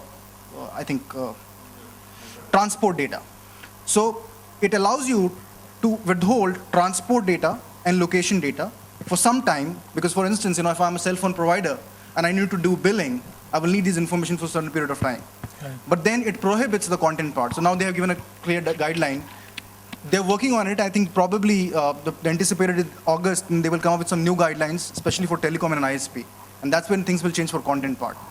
That security aids privacy, so it aids in certain contexts, not always, as Srinivas pointed out. For example, encryption security tool enhances privacy, true, but DLP tool is required for security, but does not enhance privacy, it violates privacy. For example, CCTVs required for security violate privacy.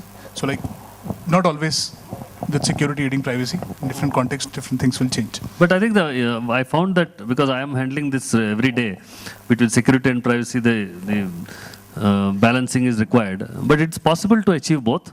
It's just that we have to keep both aspects in mind. And various situations, you have to use the right amount of tools, keep people informed. For example, if you want to monitor emails, you must avoid emails being used for personal purpose, or keep them informed, give them choice. Some countries don't accept that kind of choice. So country to country it varies, and we have to take an informed decision there. But it's possible to achieve a balance. Right. And also just to add the ISP example, so ISP getting individual data. So for example, if you are using ISP services to access to a website which is HTTPS, and the certificate exchange happened between you and the website like Facebook directly, ISPs can come into a picture when they're providing you certain services like a proxy service or maybe a VPN service, and then they act as the intermediary node. Then they collect all your data because they have an option to, they can collect. So then I think you need to be very careful on how you transact in that situation. So different provisions will apply. Okay. So one of the 3 guidance documents that the European Commission has come up with, Article 29 Working Party, is on, first is on right to data portability. Personally, I don't think that this right is actually a data protection right, because what this says is, it gives an option to the individual to use data from one platform and transport it to other. This is more an empowering, or this is more related to rights of the individuals, giving them an option to use services. However, personally, I don't find it as a data protection right, because this has nothing to do with data protection. It's just a consumer right.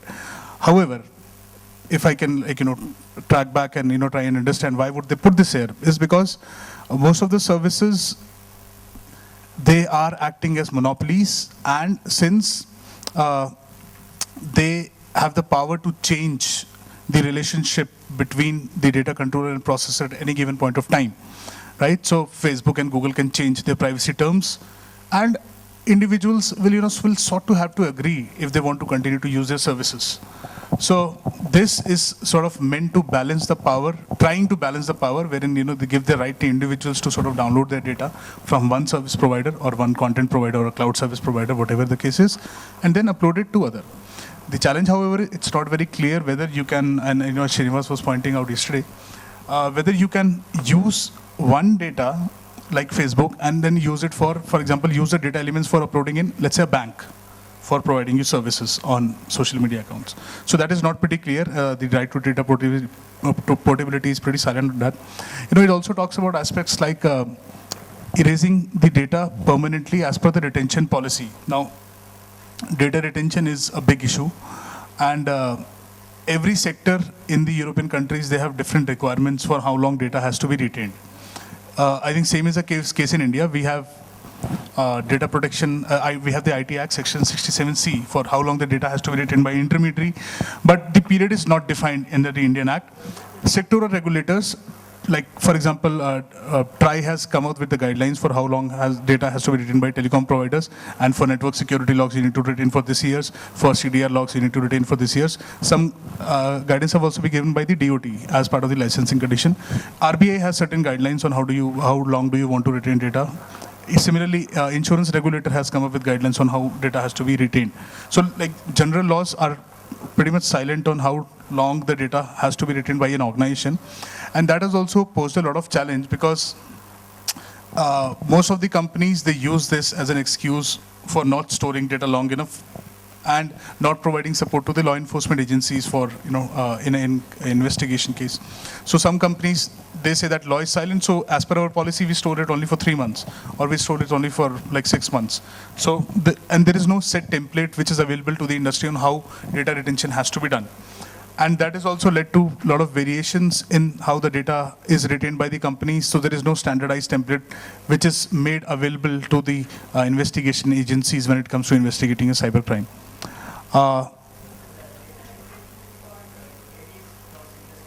Yes, absolutely. Everyone can have a different requirement. Yes, absolutely.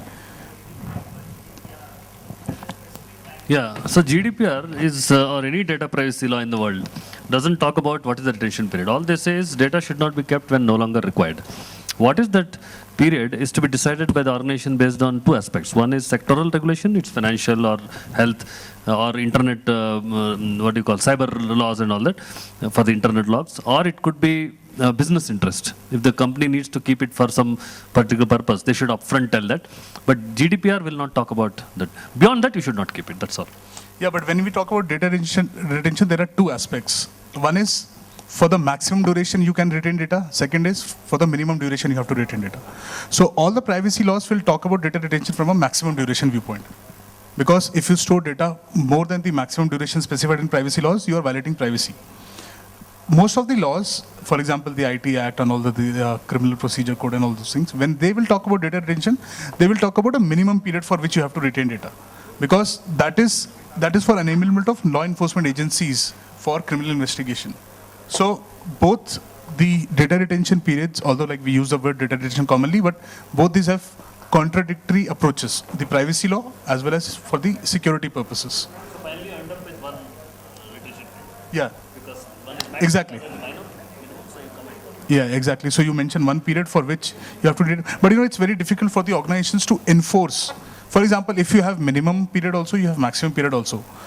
How do you actually enforce it? For example, if you start collecting data and processing data right now, today's date, right? 22nd June 2017, and data retention period is 3 years. So how, at the end of 3 years, you determine what are the data elements that are required to be deleted? It's a very difficult job. And we were talking, if Suresh is here, so we were talking this morning on challenges for data retention when it comes to, for example, you have personal data in your emails, right? Let's say it's an Excel sheet, password protected, or it's a RAR file, it's there in an email, there is personal data for processing. And there are like no discovery tools available for you to identify what all the personal information is lying with you. So even after the retention period has sort of been over, you as an individual will not be aware whether the organization has deleted my data or not. Even the organization that has the data in its email archives will not be aware on what sort of data it has. So that's data retention and data erasure or right to be forgotten is easier said than done. It's very difficult for organizations to implement this, especially when it comes to processing of data, storing data in archives and all those stuff. So there has been a lot of discussions around it on how they expect, not just the private sector, but the question was also asked, how the European data protection authorities, they expect the government agencies to implement right to erasure or the data retention practices. It's a very difficult job.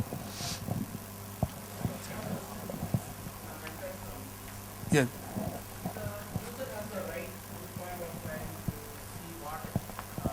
Consent is given in the past and how long? Yeah, I think it's there, yes. As part of this, you still have it now. I think what consent you have given? I think you are talking about your privacy preferences. Yes. What you opted for and not opted for. That Yeah. should be available to any time for you to know. The different forms could be there. Somebody might deliver you documents, somebody may have in the website, but you have the right to know that. So from the original company where initially I given the Yes. approval. If you go to Facebook, you will see your all Yeah, preferences. but if I like understand his point, he's saying that if I can have the preferences like history throughout. For example, this is my preference today. If I change tomorrow, that I'm not sure whether it's required. I don't think that's kind of thing. No, basically I'm seeing only the first point only. okay, from the first point, when you signed up for the service, what were the preferences that you I gave? have a feeling that my data, what I given initially was misused by some XYZ. So I want to, because the normal users like blind signing, basically blindly we give the acceptance. Yeah. Yes, nobody have the patience to go through so many points and all. So at the point of time, service is important for us. So immediately we give the approval there. Yeah. So later point time, we realized that they're misused or it was not properly utilized. So that time I want to know. So can I ask the particular company whom I gave? So share with me what I gave the approval of. Yes, you can. And also this data portability, very interestingly, like if the database is such use that you cannot use it. So the provision says that unconventional transfer mechanisms such as CD, DVD, direct streaming can also be used in cases where the conventional way of transferring is not feasible. Also, this is silent, but I'm not pretty sure how the data portability is to be actualized. If it is a case, as in we have on mobile number portability, where you just have to go to a service provider and say that I want to change my number from this earlier service provider to this, and everything happens automatically. If the right to data portability enables automatic transfer between the data controller, ex-data controller and the new data controller, then I think this will be a good step to see. But, yeah. Then without going into detail, so lead supervisory authority, this is the best provision that on why GDPR was formulated. So imagine Infosys has operations in 18 European countries and it had to comply with all the 18 Data Protection Act requirements of these countries and also sort of discuss or sort of engage with the data protection authorities of all the 18 countries. But now this EU GDPR is like one-stop shop. If you have multiple establishments, so you have to choose a place of main establishment, and the criteria for choosing a main establishment are given. It's derived on basis of location of central administration office, could be criteria. And in case there is no central administration office, the location where actual processing activities are carried on. So these criteria can be used to determine what is your lead supervisory authority. So you can, if you have main establishment in Germany, but you can have operations in France, Italy, Spain, etc. So now you have to deal with the Data Protection Authority of Germany for all privacy related issues when it comes to the EU matter. So you need not contact with the CNIL or the Italian DPA Guarante. You just have to choose one DPA which suits your business purpose and where you have the main central establishment. So this is a very good step because it reduces a lot of compliance burdens for the IT industry.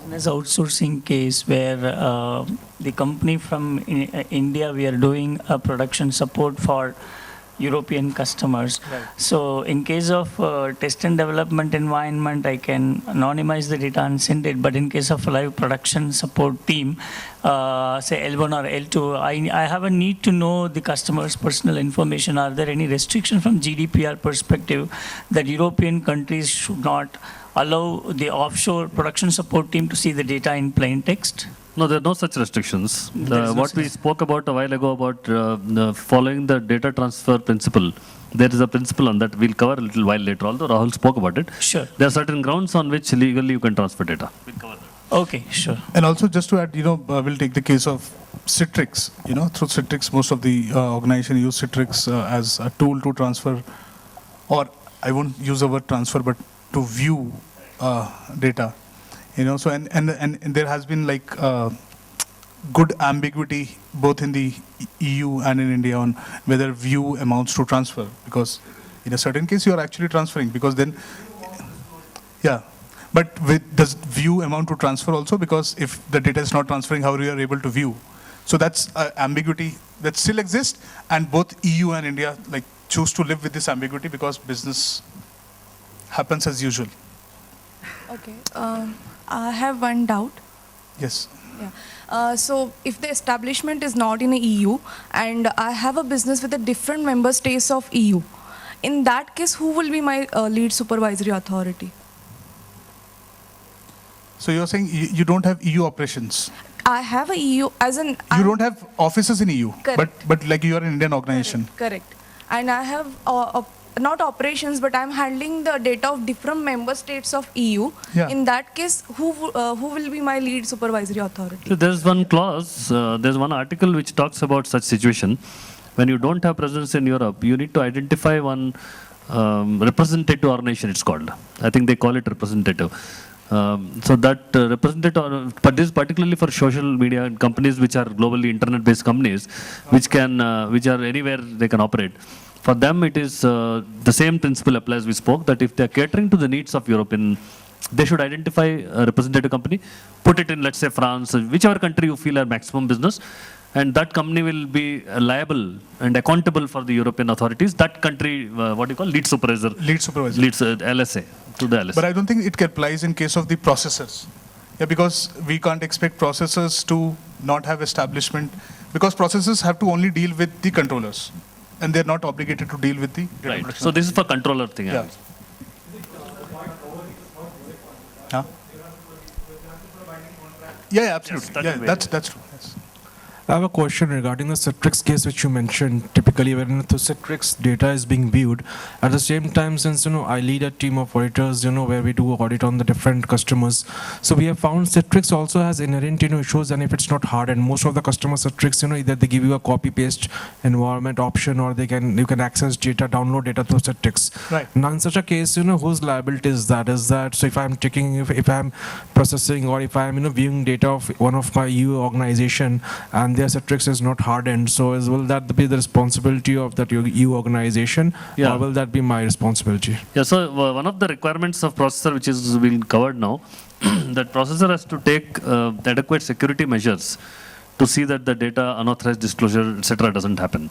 So the liability is processors, although controller may specify, may not specify. Many times controllers do specify about the hardening guidelines, but if they don't also, processor is liable. Because the data was leaked from, if it can be proven, the data leaked from the processor side in India. How do you say that? You are saying customer has given a particular hardening guideline, which this guy followed, but still the data leaked?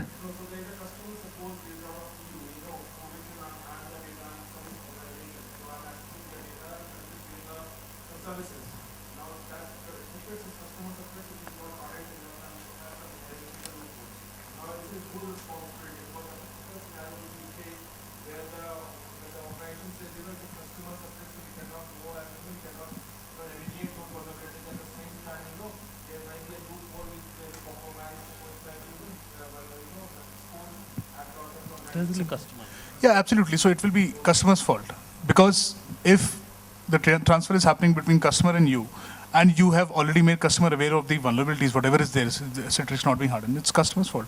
I don't think how the process. Yeah, that's important. Yeah, absolutely. If you are aware, then you should have to make them serve. Yeah, in fact, one of the clauses also mentions when the processor that although processor is liable in GDPR, and if they see that there is a difference between what customer is telling them to do and what GDPR wants them to do, then they have to bring such controversial points to the customer and make sure that customer appreciates and understands, so that because processor cannot violate any customer's instruction. So in such case, it has to be documented so that the control will be liable in that case. Then the third guidelines on appointment of data protection officers. So it has to be organization specific, and it has to be an individual, not like an email ID. Data protection officer has to be an individual assigned with roles, and it is the data protection officer is not responsible for GDPR compliance, but the role is created to sort of assist the organizations in ensuring GDPR compliance. So like there are also other provisions, but the important one is, you can have one DPO for group of undertakings in different countries. So I think we need not labor through all the points. Okay, controller. Any questions on DPO? We went through, but appointment of DPO we already covered. Yeah. If you have any questions, you can ask on DPO appointment. It is. Yeah, absolutely. They can. It cannot. It need not be a dedicated role. One DPO for entire organization can be there. Although it's recommended that if it's too complex and all, it's better to have. But law doesn't prohibit. You want to add? Partha, you want to add? Multiple roles means what? Yeah, absolutely. There is no restriction on that. Ideally, I would not recommend that. But no, if you look at the privacy roles that are happening in the organization, it's mostly a shared role, not a dedicated role.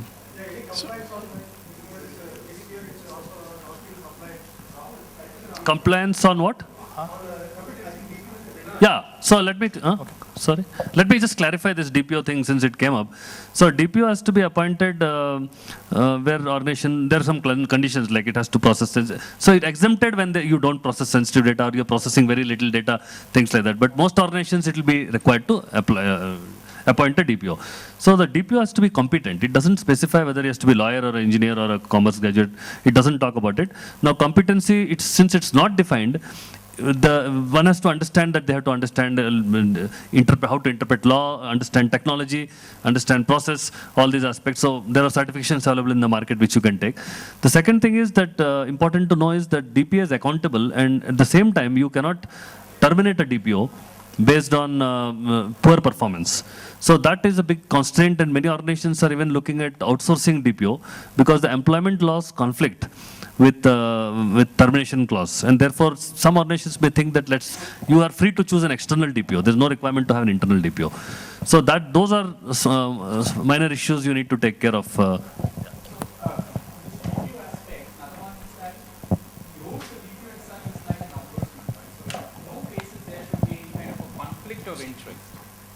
And that conflict of interest primarily may arise, for example, in Mexico, a similar concept of a DPO, an HR person can play a role of a DPO. But sometimes the work is such that the role should not be creating conflict. For example, if it is housed within the CISO office, the CISO has got a mandate for ensuring security through monitoring. But that itself is, in fact, a conflict to the role which the DPO would play. So therefore, no such conflict of interest has to rise. And this is very, very cast in stone, in fact, in many of the Article 29 Working Party, the recent guidelines. And that is why the conflict of interest and the independence has to be given, and reporting to the board, to the senior management. I think that's one of the fundamental tenets. Yeah, and that's why it's not very easy to probably say that, okay, organizations would be struggling around with this, but at the same time, the independence is extremely important. Yeah, Partha, you're right, but the law is not from GDPR. It is, unfortunately, I would add that unfortunately, it is not talking about such conflict between CISO and DPO. No, it's not really, but at the same time, there have been Article 29 working parties, Absolutely. right? So and there have been those interpretations. Article 29 working parties have, in fact, said, then what's an ideal? For instance, where would you house that, right? Would it be within the legal department, or would it be in the compliance, or would it be? So something should be kind of absolutely be neutral to the basic core activities performed by each and every support function. And also it has mentioned that it has to be reporting to very senior management, typically board kind of thing. The DPO has to be able to, so that in a way means that they have to have access to directly to the top management, and nobody should be able to influence their decision. Right. So those go a long way to say that this organization structure has to be revamped in many organizations to see that the DPO function gets enough visibility and power and authority. Otherwise, DPO will be just on paper. There's not going to be respected at all. Okay, on controller and processor, so definition of controller has not changed from what it used to be in directive. Any entity that determines the means and purpose of processing is called controller. So in plain language, if you are the one who is collecting data from a data subject directly or indirectly, and you decide how to process, what purpose, where to put all that stuff, then you become a controller. And the processor is one who acts on behalf of controller, who processes data on behalf of controller. So what we call it outsourcing, vendors, etc. become processor. But there are situations when processors can become controller. You should be careful to know that. If a processor tries, there is nothing called you define somewhere I'm processor and he's controller, and therefore this is cast in stone when there's a problem. It's not like that. When there's a problem, dispute, the law looks at it that what was the role you're playing. And for the same the same organization can become processor on one aspect, controller on another aspect, depending on which kind of processing it's doing. For example, if an organization is processing, let's take the example of payroll. I think one lady there mentioned about payroll outsourcing. So if payroll is outsourced to India by a European client, if that the organization is similarly catering to many clients and doing payroll processing, it is a pure processor, right? It's going on instructions of the controller. But the same payroll vendor starts doing analysis with using analysis, and let's say it's using pseudonymity and trying to publish reports which say that how companies in various countries, their salaries are compared to mean, average, things like that, using analytics. And it's offering that service to, like Gartners of the world, they offer services to others, sell these reports, maybe with pseudonymity or anonymity, but still it becomes a controller. Many times the European authorities will not allow the company to outsource data to such a vendor who is going to become a controller, because the power is lost and there's increasing risks. But organizations may do it. Therefore, the role depends on how you, what accountability actually you take, what role you take. It is not something which is simply an agreement between two parties. The next is about accountability. So accountability, both controller processor has to take. When it comes to controller, the accountability is about ensuring that whatever has been agreed in when you took a privacy notice is followed, and all the GDPR principles, including PIA, data breach notification, all the 99 articles in GDPR, out of which 40 to 50 are not relevant for organizations. Many of them are relevant for governments. But the articles which are relevant for organizations, they need to follow that. Responsibility, the GDPR makes the controller responsible for any breach. So they are supposed to respond in case of that. There's a separate slide, we'll cover that. Privacy by design is something, I think brief mention happened, but this is a very old concept. It is not new, but GDPR adopted it now. Many organizations do it. It is not something which is a design technique or anything. It's just to emphasize that privacy should not be taken as an afterthought, but it has to be embedded right in the concept stage, not just about designing stage, I would say even before. When you are envisaging that there is going to be a cloud, you are going to get into, let's say you are going to migrate from this to a big cloud, and it will be some 20 locations, you need to, that stage only you have to put data privacy there. Because it's possible that there is, European government requires that data should be hosted in Russia may have data localization law. Russia, as you know, data is not allowed to go outside. It is allowed with some conditions. So every country will have their own law. So data privacy needs to come at the time of conceptual stage and into the design at every stage. So the entire principles of data privacy needs to get into the life cycle of the data processing, and you need to embed principles such as minimization, consent, notice, right timing of the notice, consent, how will you handle revocation of consent. So all those aspects need to be built in the design. Which is not actually happens. In many organizations, actually, the people develop an application and then they call a data privacy guy and say that, is there anything you want to do? The privacy guy will say, okay, put a notice or a consent. That is not going to, that bandaging of a wound will not help anymore. So privacy by design is just reverse of that. It has to be integrated with design teams whenever there is a personal data processing. It could be application, it could be hardware, it could be smartphone, it could be a chip, everywhere, right? For example, you know that the FTC fined one company in US because it used the microphone of the phone to listen to conversations, surreptitiously listen to conversations of people's TV viewing habits. I don't know how many of you are aware of that. So that's a serious problem. So what happened to the privacy by design? Either they were ignorant or they were deliberately did it, buying some time. By the time the government knows and people know, they would have made money by setting targeted evidence. So those are things which are, the mechanisms for privacy breach, opportunities for privacy breach are increasing like anything because of technology, pervasion of technology. So it's important in your organizations to see that privacy is well known to people, they are informed, and the processes has to change so that this becomes one of the entry criteria of whenever there's a change, whenever you buy a company, whenever your new location starts, you are thinking of a product, you are thinking of a cloud. The list is huge. Like in our company only the list is huge. I'm sure in a product company it will be many more. So every time we discover we missed this, then we discover that here also we have to introduce a checklist criteria. So privacy by design is to be taken very seriously. Joint controller, there are cases where companies took companies become controller, they have to, then there's a boundary, which depending on the processing, one can become controller. For another process, another company will be controller. So in such relationship, there is a question on who is going to be liable. So the law will decide based on where the accountability fell. Although the data subject is free to contact any of them for grievance redressal, but finally the accountability will go to the prime data controller who is responsible. That's how it happens. Appointment of representatives in EU, we covered already. Data security, I think you're talking about it, but it doesn't give any new specific requirements, but it talks about pseudonymization and encryption in particular. And it says that commensurate to the risk, to the harm caused to the data subjects. The important thing it says is, depending on the harm caused to data subjects' rights and freedoms, the security controls need to be there, which is to be interpreted as same as what we used to do risk assessment. Outsourcing to processor. So whenever controller outsources to a processor or a processor sub-processes further, the permission of control is mandatory, written permission. You cannot outsource without permission of the controller. And second thing is the obligations have to flow down to the processors. The records of processing have to be kept. This is also a new requirement. There's a concern here the clarity is not completely there. Even I myself don't have clarity. If somebody can clarify, and I'll wait for the judgment, that is this, when they say record, the definition of record as per ISO 8402 is something which is past, which is history. So if it insists for records, then we have to keep record for every data that was accessed yesterday, day before, whoever saw, whoever updated. So it's a mammoth task for all of us to keep. So that is a very, very important requirement. If that is what has to be done, then terabytes of space is required for all our organizations. But one more interpretation that's coming is, this is not for record, this is for plan, intention, which means there's something called inventory of data processing we all have, which says what are this organization, what does it collect, which process, where is data stored, where is it kept, who looks at it.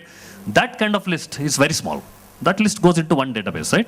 It's a metadata. But if it talks of record, actually record as in ISO 8402, then it's a big task, mammoth task. I'm waiting for the judgment to come.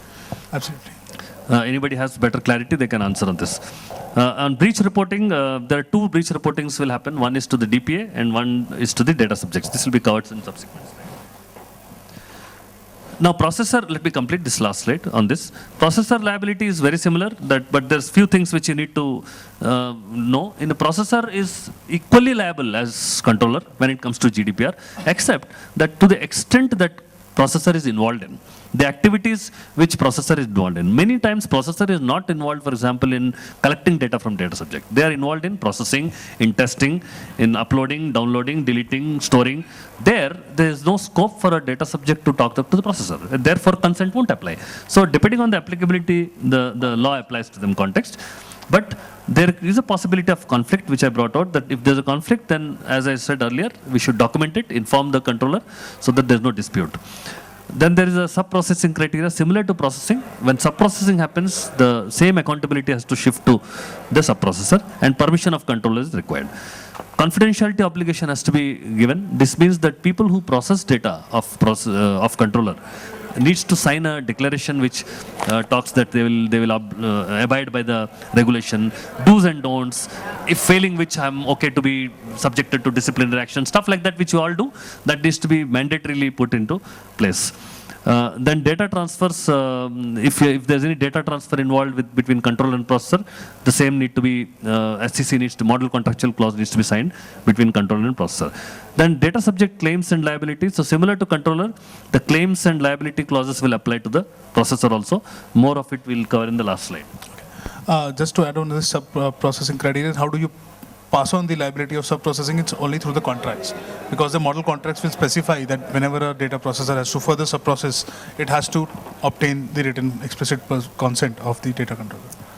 So like we have few more slides to cover, but I think we are running short of time. So like we'll not labor you through them, but we'll just briefly talk about what is. You spoke about it. Many of these things. Yeah, exactly. So privacy impact assessment. So this is the Article 29 Working Party stipulation on what a privacy impact assessment would be like, and what is their understanding. So they have clearly differentiated privacy risk assessment from privacy impact assessment, and it has to be done only in certain cases. for example, whenever there is a change in technology or in change in purpose, or if there is a new, environment that is created, or those sort of criteria, so which should not be mixed with the privacy risk assessment organization has to carry out.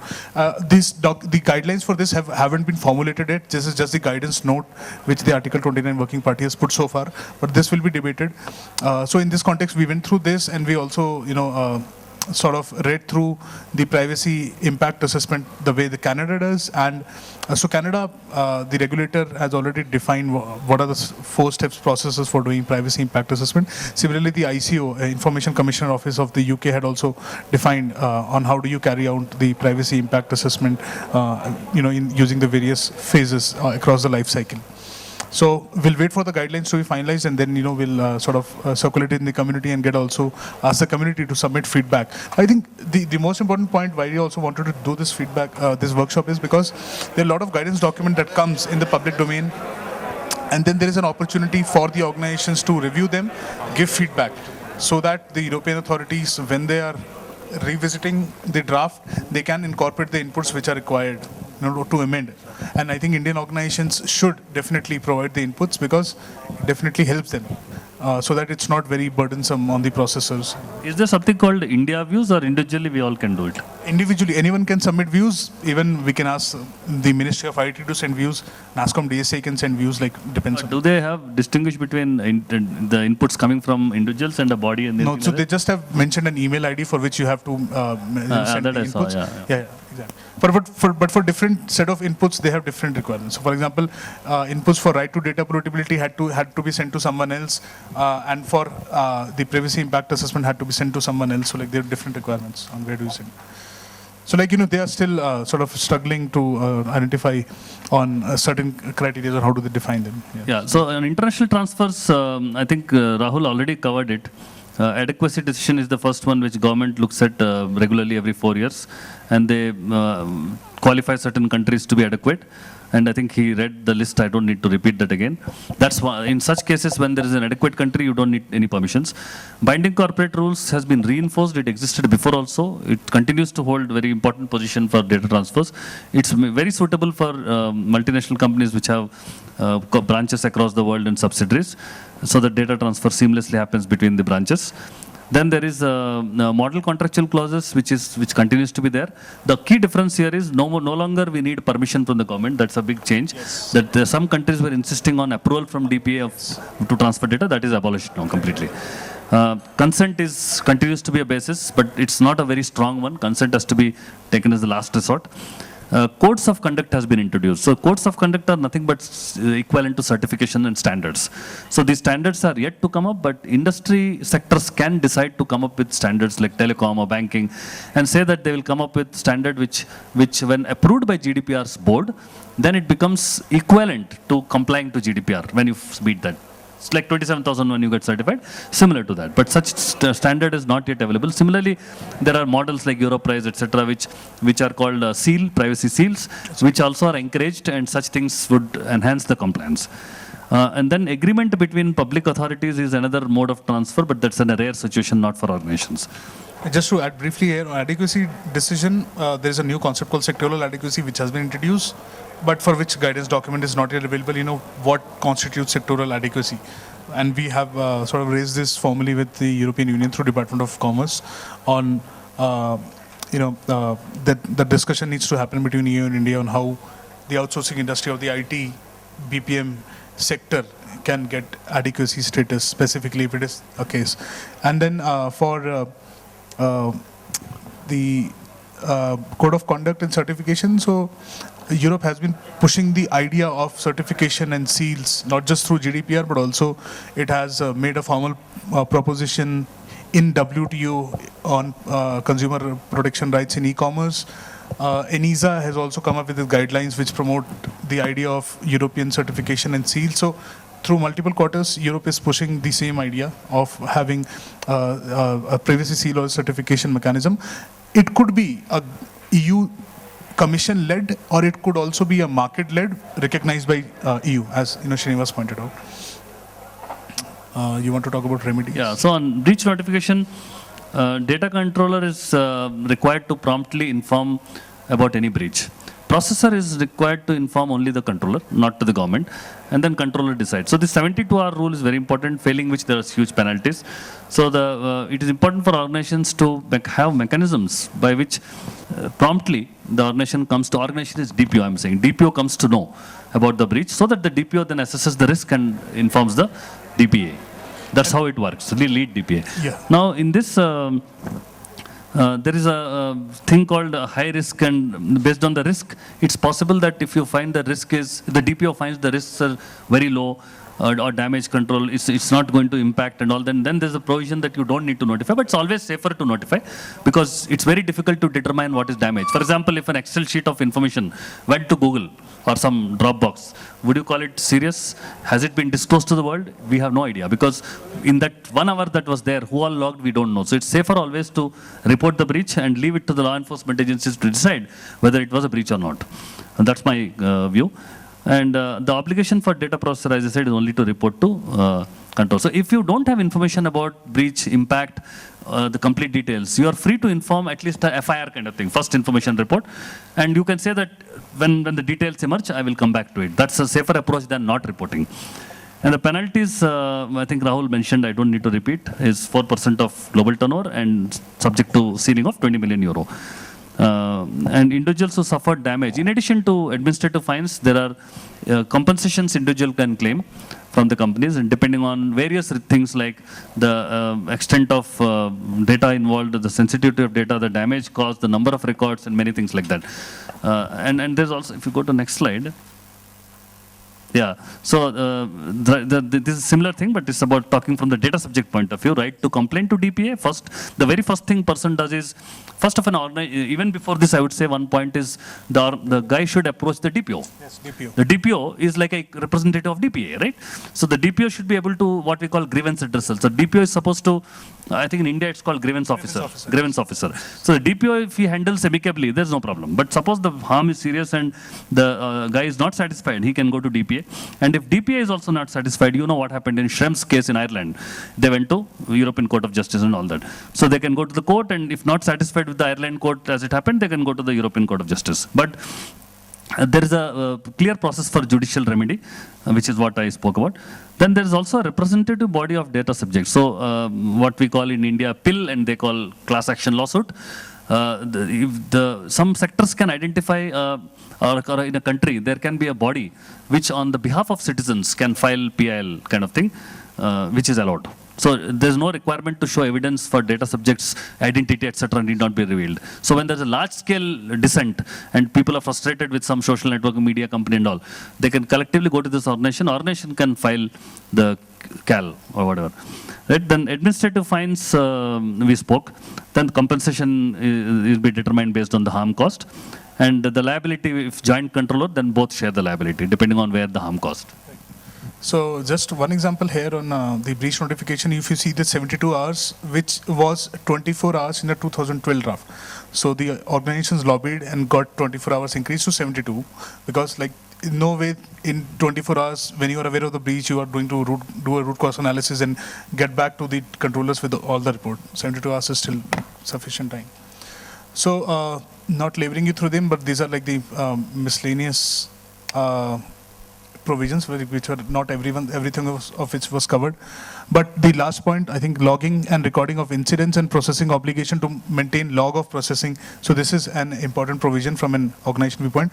Second point also, heightened encryption standards, frequent security testing, data breach notification requirements, and caution that any personal information needs to be pseudonymized. So these, from a security viewpoint on how do you operationalize, like these are the core elements that the organization needs to focus on.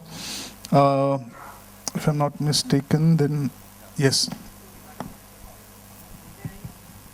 Any standard? You are saying any standard for encryption? Can someone give me a mic?